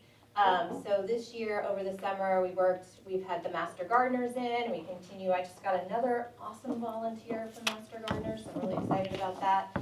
Stop and Shop started last year with the Mashpee Cares Pantry, gave us a $10,000 donation. This summer, they donated a refrigerator, which was really amazing. And shout out to the DPW for going and picking it up, because they had to take the doors off to get it in and put the doors back on, so. Then we've also been working with the Brazilian Resource Center. That gives us information and help for our Brazilian families, and they've also helped us in the garden. Mashpee Public Schools is a new children's librarian, so we're looking forward to developing strong relationships there. Southport, we're actually going to go back and talk to them, but that's such an amazing partnership, and we're always looking for recruitment volunteers. They do a lot for us with scholarships. If anyone wants to coach a team. We can Or certainly drive a talk bus. about it. Yeah, we can definitely talk about that. And some of the jobs that Terry has have payments too. This is so true. It's not just volunteering. This is true. Then Mashpee Chamber, we're growing that. We're developing new business connections to bring to the school for potential internships. We're supporting the Boys and Girls Club Teen Center, because that would definitely really help all of our own students here. And then the Mashpee Scholarship Trust, Foundation Trust, is working with them to help with their golf tournament, which is coming up October 20th. And that is one of their big fundraisers for all the scholarships that they give to our students. So that's what's going on with community engagement. With volunteers, that's really just ramping up right now. The website's been updated with current opportunities. We've surveyed teachers to see what dates and needs they have. We just sent out our newsletter this past Monday. It was great, by the way. And we will be promoting opportunities to volunteer at the open houses. And then, we continue to, in our small way, because there's PTO left, supporting our PTO and boosters organizations. And we've already started just collecting a few volunteers, some returning volunteers, but really in the next couple of weeks, we'll ramp that up to start to fill those positions. Then if we go to social media, it's really been good overall. Over the past month, both our Instagram and Facebook accounts have shown strong growth. Instagram continues to expand its reach and engagement with more people viewing and visiting our pages. There was a slight dip in new followers, but that's really because the month before we had 29, which is a large number. So it was actually not a bad thing. And on Facebook, we're seeing really strong momentum. Views, reach, and visits have all increased. We're attracting more new followers. And so I feel like our content is resonating with families, and they're sharing it, and it's helping our community presence overall. Web content. This summer, I really focused on improving our website's usability. So I worked on streamlining and aligning the school sites, merging and renaming pages, trying to add for some clarity. And we updated photos, added accessibility descriptions. Also just added Google Analytics back onto the page so that we can start seeing the history and see where we are. I worked with Matt to update the athletics page to hopefully streamline it so that it's better for families. The health page, Quashnet PTO, worked on the staff directory, so hopefully those things are moving in the right direction. And I do have a goal this year. There are going to be new accessibility requirements coming up in the following year in regards to websites. So it's my year to learn what all those are and how we can apply them. And we have reached out to the town as well, because those accessibility requirements will be theirs as well, and their IT department is interested in working with us to learn about them too. Okay, great. Yes, because I need all the help I can get. Then the Falcon Flyer. Yay! So it's finally up and running. We had our inaugural day over at the Casey Coombs Open House. It went really, really well. People were really excited. They came on the bus. They were shopping. So that was all great. And it really expands the way we can get spirit wear out to our families. So we have 3 ways now. We have the online store, the pop-up shop at the high school, and now the Falcon Flyer.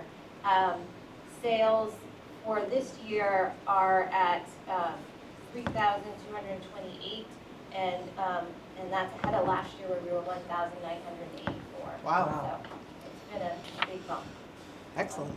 Yes, and people are starting to use the online store too. I can see the collaboration between the bus and the online store. They're really feeding each other.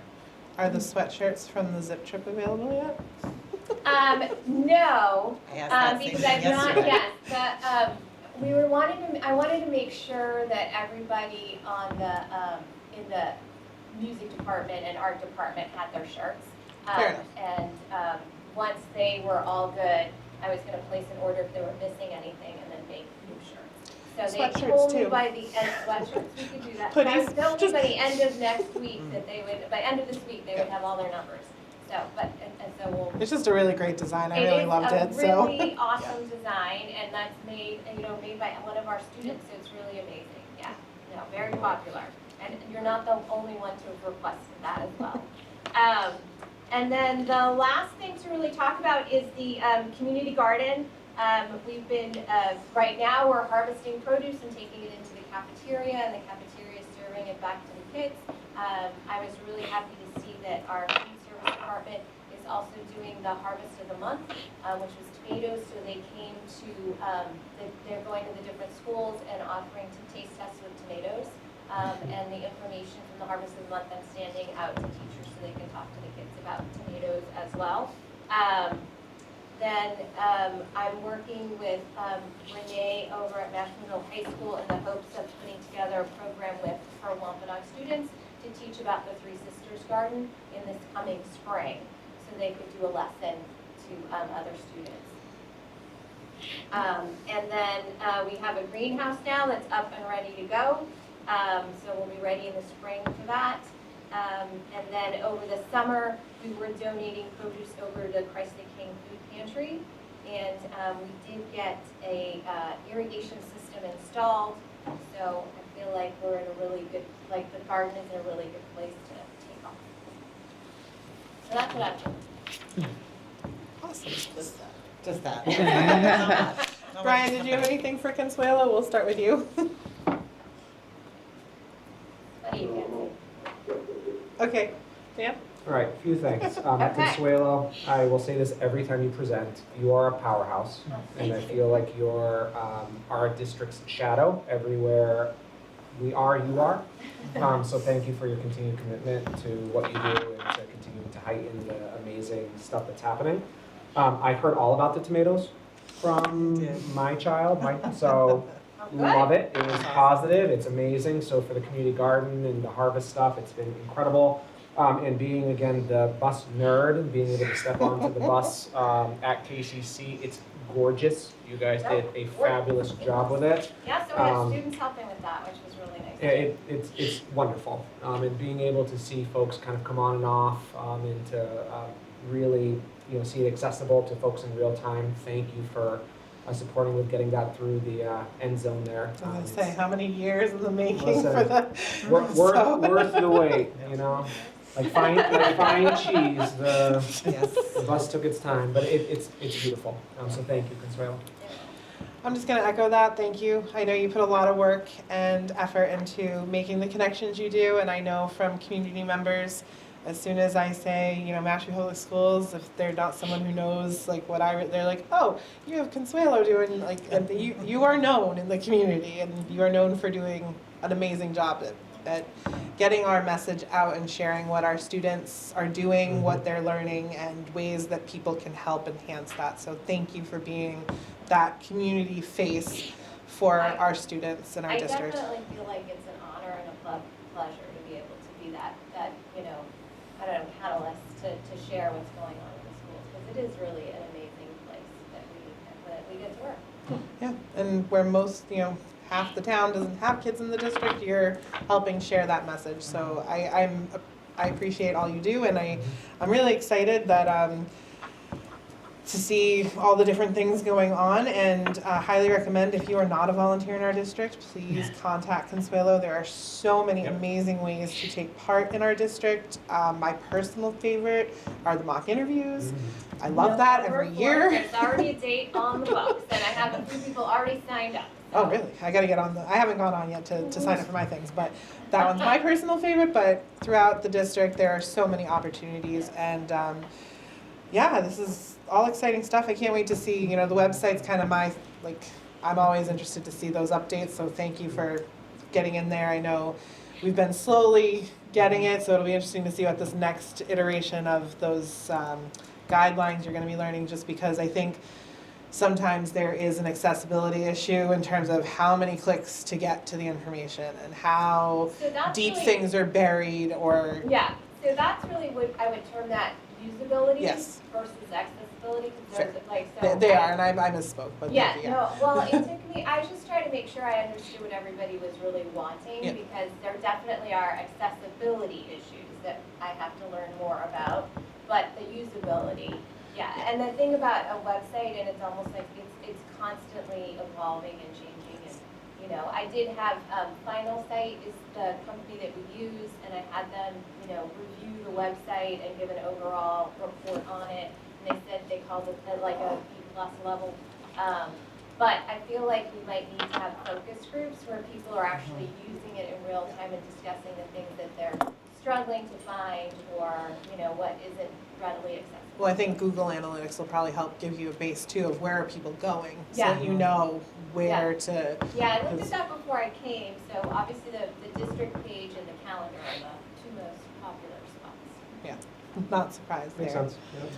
Well, again, thank you for the report and the information. It's very helpful, and look forward to seeing more statistics throughout the year. And I can't wait to get on the bus myself. I couldn't make it last week to open house, but Right Thursday. in front of the high school on the sidewalks, you won't be able to miss it. Well, then I will look forward tomorrow night. All right. Thank you, Consuelo. Thank you. Awesome. All right, we're in the home stretch of my report, at least.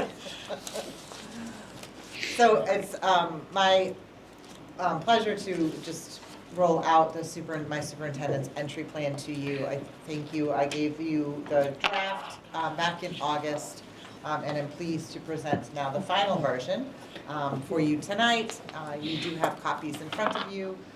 So I will make this brief, but the three main purposes of my entry plan are really, first and foremost, to ensure a smooth transition to leadership. As everyone knows, there's a whole new leadership team at 158 Old Barnstable Road, to focus on listening and learning and building that trust with all members of the community, not just coming in and saying, let's fix this, let's fix that, but just learning and understanding why systems and structures are in place the way they are. And then really establish a shared understanding of where we are now, so that it helps guide where we're going next. It doesn't make sense to just carve a path forward if you don't know where you are situated in the moment. The three really guiding principles of this entry plan is firmly rooted in equity, and I do not fear saying that, even in this climate, because it is equity-driven leadership. Every decision has to prioritize access, fairness, and opportunity, and our buses are an example of that. After-school transportation, that was brought up at our LPAC meeting last night even, after-school transportation, so it's certainly top of mind. But really looking at our historically marginalized groups and how we are meeting the needs of all of our students.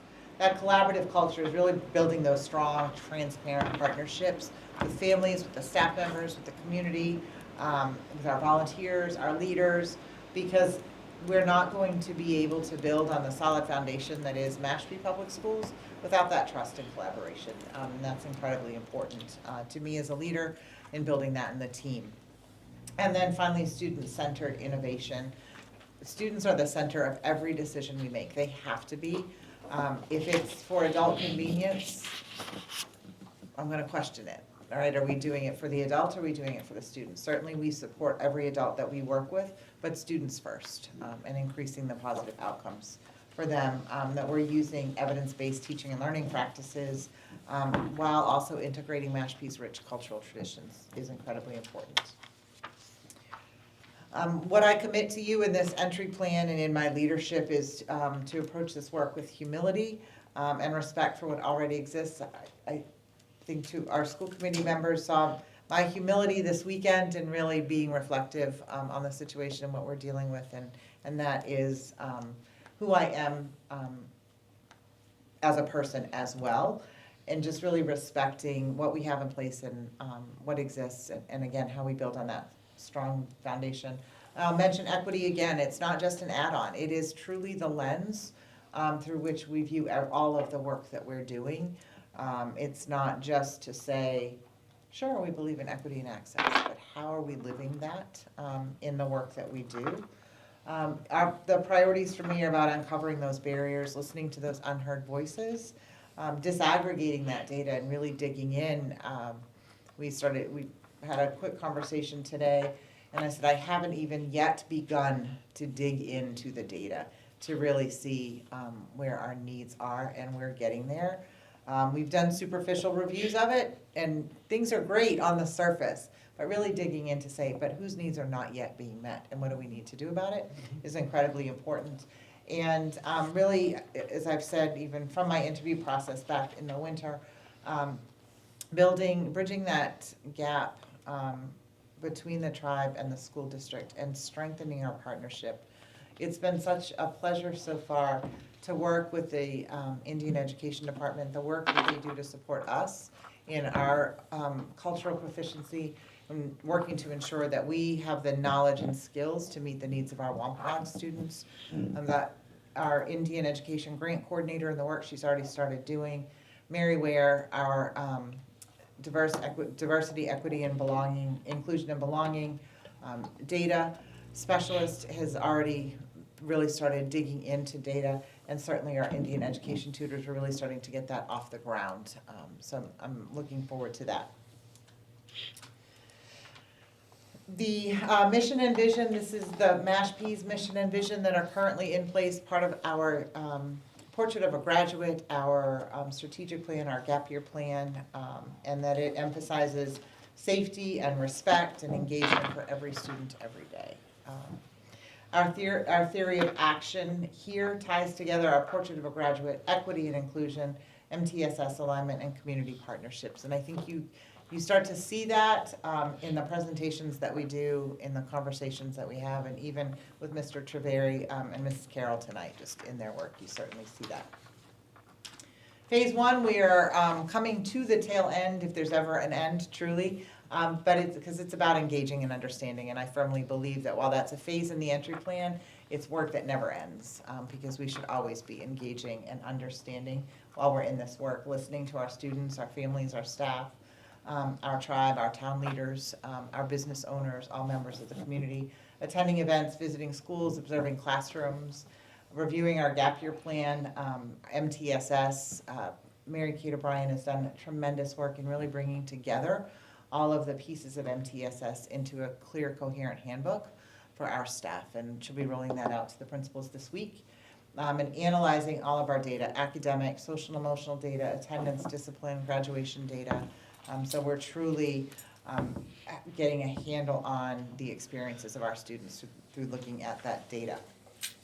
Part of phase one is our stakeholders, and my hope here is that you see my intent to really have an inclusive approach and touch on all of the various groups, from our student, family, and community groups, our school-based groups, and the district level groups, and really centering historically marginalized voices. I'll use, for example, our paraprofessionals are probably some of the most important employees in our school district, and oftentimes not brought together as a team to say, what do you need?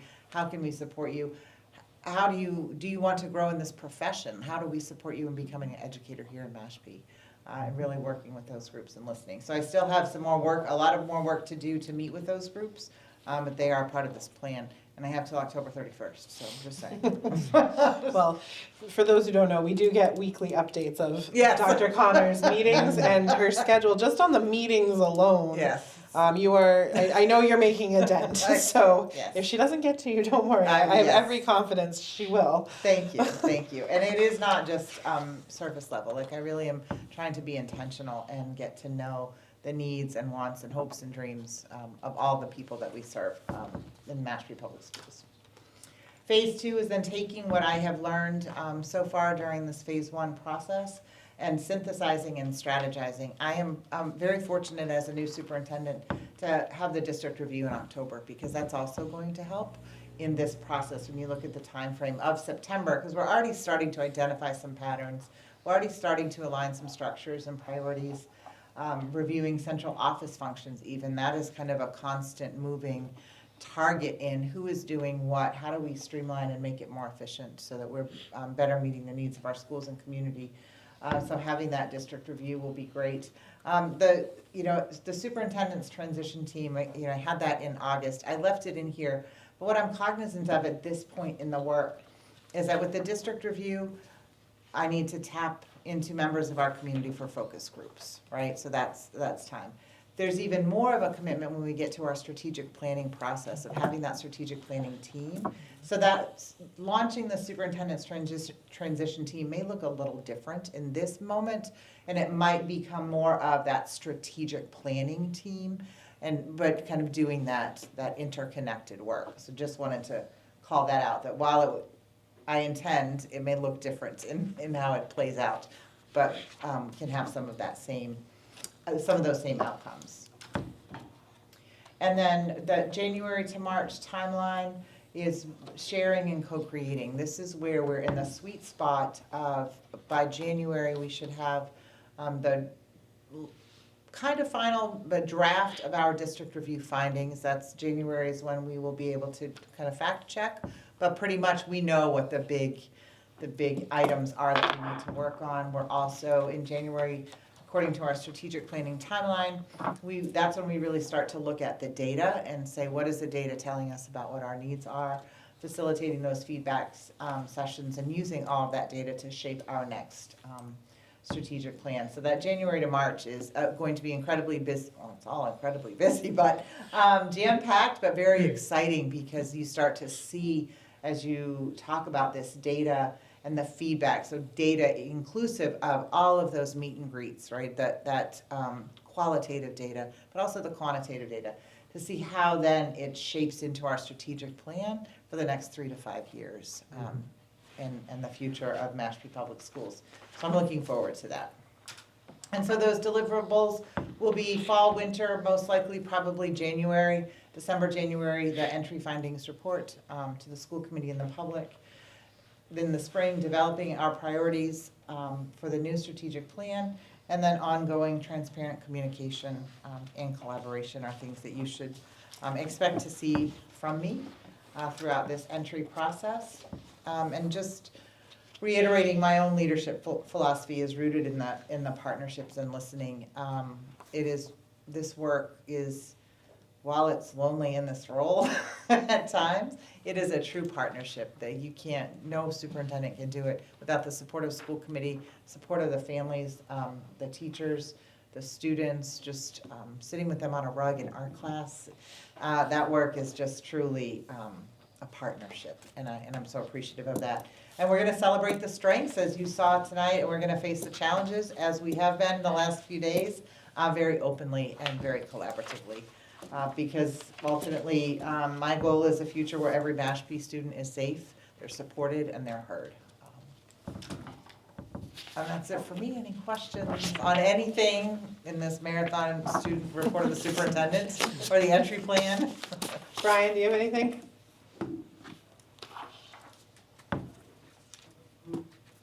No. Okay. Dan? No, thank you. No, thank you for the update and all the other information that you provided. Kira, do you have anything you wanted to ask about, or you good? Okay. All right, so thank you. Okay, moving to finance. Monica, the floor is yours. Yay, thank you very much. Okay, so I'm sure that you all read line by line all the information that was sent. We're going to continue seeing curriculum, instruction, and technology be negative because that's being offset by school choice.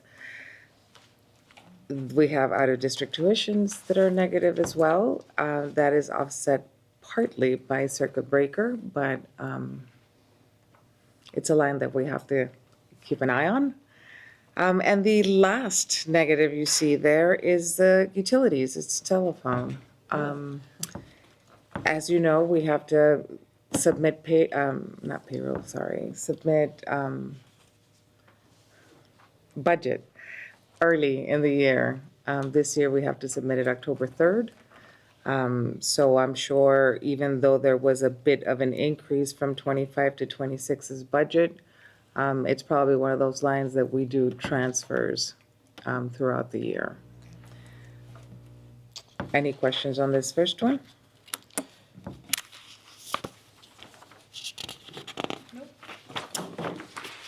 Then we have revolving accounts. The major changes there are the first line that basically pays the credit recovery during the summer, that account. We have the big school choice expenses that were encumbered for the HVAC mainly. Food services, it's a little bit in the negative, but we're starting school, we need to buy supplies. And then the other two are just start of the year supplies and materials kind of thing. All right. If I could just quickly mention the food service. So we Yes. had meetings with Catherine and Kristen, really talking about how we get our food service money out of the red and into the black, and looking at breakfast, for example, and how do we increase students in their breakfast participation. We started to dig into it briefly at our district-based leadership team meeting last week. And because I hear Quashnet has a good, out of the three of our schools, their rates are the highest. There's still room for improvement. So I went to learn what practices they're doing and start to work on that throughout the year as one goal to see if we can increase that fund source. Okay, Thank you. thank you. And then there's a school choice account. As you can see, we are down, if you go all the way to the bottom, we are down to $860,000. And a large part of that, almost all of it, is to offset this year's budget. So that's probably going to be the end of offsetting the budget with school choice.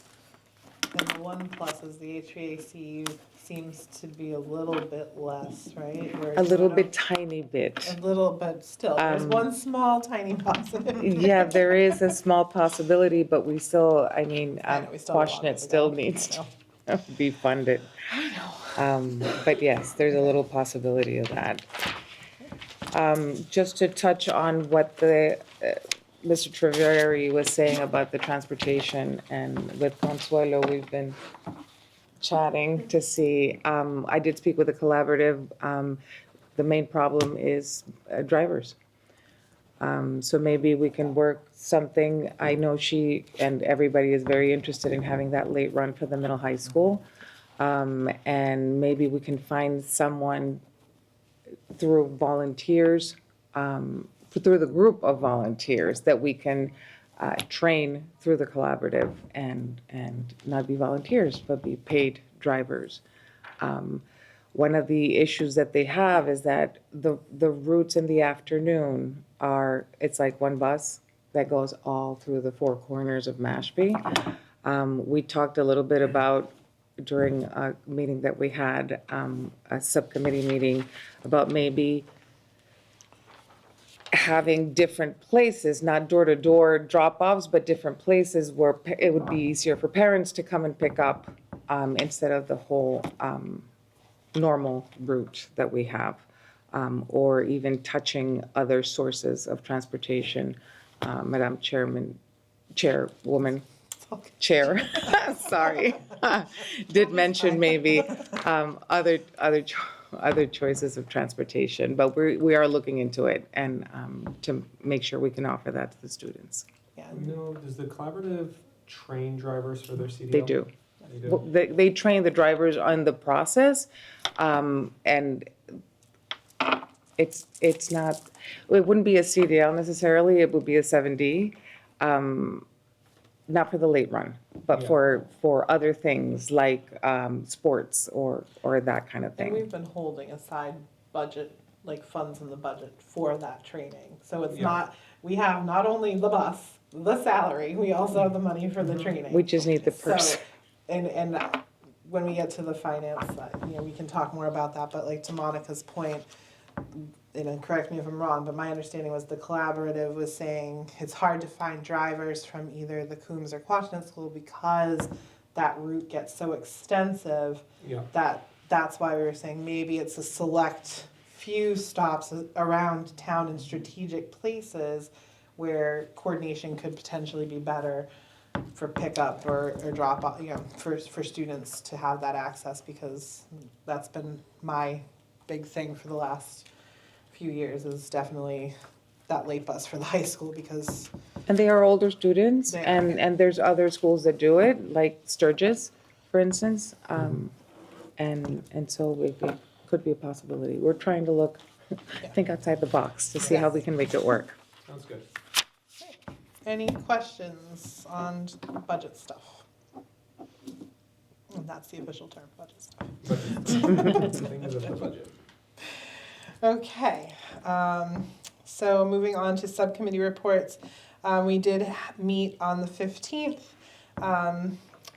to go over kind of just the start of the budget season and where we're at. We discussed kind of 3 factors, starting kind of with special education, because that usually is a pretty high cost to our district and usually a pretty big driver for our budgetary needs. We discussed the upcoming Unit A negotiations just very broadly, because salaries make up about 80%, as we all know, of our budget. And those are contractual and not really things we have a ton of wiggle room in terms of budgeting. So we have to honor what we have to honor, and rightfully so. And the third was the school choice and transportation. Actually, it was kind of a little bit, we talked a little bit about both of those items. Transportation continues to be what it is. We just kind of spoke about that, but I think we had a pretty productive meeting. We've got a pretty good, I think, foundation to start with. Monica was very upfront with the numbers, saying, here's where we're at today. Here's kind of what I see. So I think we're gonna move forward and continue to meet. But, as we know, we have to put everything into the town managers, to the town system for early October. But that is also something, just as an aside, that the Charter Review Committee is also discussing, and I believe is putting forward as an amendment potentially, just because it wouldn't just be the school department that would benefit from maybe a later date, but definitely us, because of all of the other state funding and the timing of all the state funding, that not everyone always is aware of how the state funds school districts. So we've had those discussions at Charter Review as well. So this may, fingers crossed, be one of the last, if not the last, one of the last, hopefully, if people approve the changes that are presented. But those discussions are also happening, so for the future, just nothing set in stone, but it has been discussed. So I think it was a good meeting, and we're gonna keep moving forward. So, did you want to add anything, anybody? No, I'm just very appreciative as a new team entering into this work in Mashpee to be able to have those conversations. I really appreciated it, and Yeah. Monica's hard work and really being detail-oriented. All right, thank you. All right, next we have a vote on the MASC resolutions, which we should have in our packet here on pages 9, 10, 11, 12, or 9 through 14, it looks like. Yes. So they haven't set, I think there was only one actual resolution that they're putting forward that isn't expiring. So I don't think that was included in this tonight, which is fine. We still have time, no worries, we still have time. These are the ones that are set to expire, and they have a little bit more of a time constraint on them, whether or not we would like to take them up. I know last year we took up the one about Native American mascots, and I definitely advocated on the floor with other school committee members for that as we voted. So basically we were all given a spreadsheet to indicate if we were interested in sponsoring one of these or putting it forward that we would like to sponsor one of these sunsetting resolutions. MASC's kind of put a 3-year lifespan on every resolution that doesn't necessarily get passed. And these are the ones that are up. So Sherry had submitted, and we have it here with our Google results. And basically it looks like, based on this, resolution 1, 2, and 3, I would say are yeses. Resolution 4, I guess, is a no. Resolution 5, we do have a majority on that one, so that would be a yes. Resolution 6, I guess, is also a no. So, it looks like, so that's 1, 2, 3, and 5 would be ones that we would be willing to say we would like to move forward with. And just for the public, resolution 1 is regarding sanctuary laws for transgender students,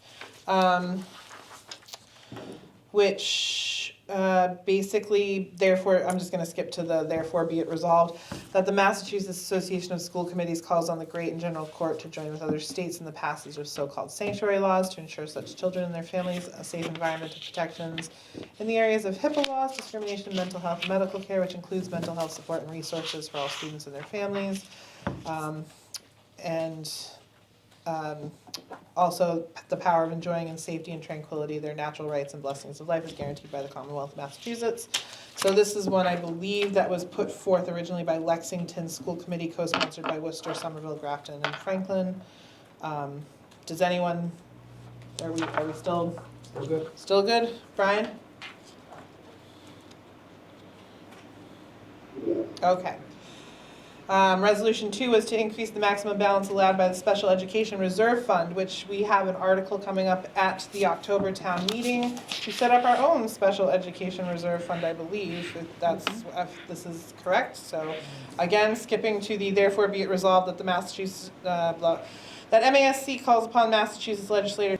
The Board of Elementary and Secondary Education does not currently allow teachers and school committee members, I believe, to serve on that board. And so this legislation, if we were to say we would like to support it again, would try to change that to allow people who are actually doing the work to serve on the board and provide their expertise. And then finally, resolution 5 is personal financial literacy education, which, correct me if did this not pass? I mean, or is it just that Mashpee's, I was having kind of a brain cramp on this one because I thought this one passed, but, okay. Well, Mashpee does do this already, so it makes sense that we would support this. At least I think we do most of what's included in this one. But MASC would file legislation that would have the effect of ensuring that all students have exposure to personal financial literacy curricula and ultimately graduate from high school with the lifelong knowledge of how to be fiscally responsible to avoid being deterred by financial woes. This legislation should ensure that students at various levels would benefit from curriculum in Massachusetts public schools, which would include content in personal financial literacy. And again, my daughter's in financial literacy right now, and it's kind of interesting to see what she comes home saying, because I guess they're planning a road trip right now, and she's very, I guess the budget is a little constraining. So. I told her to welcome to life. Yes. So that being said, I will entertain a motion to put forward Mashpee's support for reviving the resolutions 1, 2, 3, and 5. I will make that motion. Thank you, Dan. Brian, do you? Thank you. Any further discussion? Brian, how do you vote? Yes. Dan? Yes. And I also am a yes. So thank you, and Sherry, you'll forward that, or do you want me to forward that? I can do it. Okay, thank you. Okay, and then the second piece also relating to our upcoming November joint conference with MASC and the MASS, Massachusetts Association of School Superintendents. We have the joint conference where all of those resolutions are voted on. We need to elect an official delegate to that. I know I will be there. I don't know if any of you have had the opportunity to register for the conference, or if you would like to. I have been it for the past 5 years, and I'm happy to do it again. It's kind of like a giant town meeting, but with school committee members. So if anyone else would like to do it, I'm happy to step aside, but there's only 3 of us, so I don't know if we should defer this, but we also need to get it in by, is there a date on here that when it's due by? No later than, I'm trying to see here.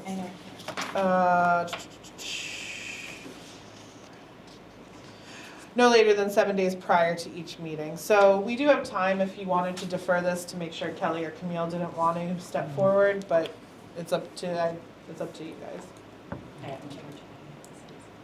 I'm a proponent of consistency, and if you have been our voice for 5 years and are willing to put in a 6th, I would feel comfortable making a motion to appoint you as the voting delegate. But am also open to, I guess, pausing on it until our next meeting if we feel that it's more equitable. Brian, you have thoughts on that? Yeah, I don't know who's registered to go or who's showing interest, but I'd be also fine comfortable moving forward with the appointment of the chairwoman, that was the voting delegate. All right, do you want to make that a motion I'll then? make the motion again, let it now. And I will second that motion. Okay. We have a motion and a second. Thank you, Brian and Dan. Any further discussion? Hearing none. Brian, how do you vote? Yes. And Dan? Yes. And I also am yes, so thank you both for your confidence. And it's always interesting to see how that goes, I'm sure. And we will probably have the new resolutions in the coming, probably pretty soon if they haven't already been mailed out. But I don't think I've seen them. I thought I saw maybe one, but I don't know if there were additional, but I'll check into that. Okay, that being said, we have dispensed with the agenda. I'll entertain a motion to enter into, or with our public agenda, we do have an executive session scheduled tonight, so I'll entertain a motion to move into executive session pursuant to Mass General Law. Say what section. Yeah, So, go for Madam it. Chair, I will move to go into executive session to comply with or act under the authority of any general or special law or federal grant and aid requirements specific to comply with the provisions of the state and federal student record law, Mass General Law, Chapter 71, Section 34D, 603 CMR 23.00, and the Family Education Right and Privacy Act, FERPA, 20 USC Section 1232G, and not to reconvene in open session. Thank you, Dan. Second. Thank you, Brian. Any discussion? Hearing none. Brian, how do you vote? Yes. Dan? Yes. And I also am a yes. So our public meeting is adjourned. Thank you all for staying, those who did. If you don't mind, yeah, thank you.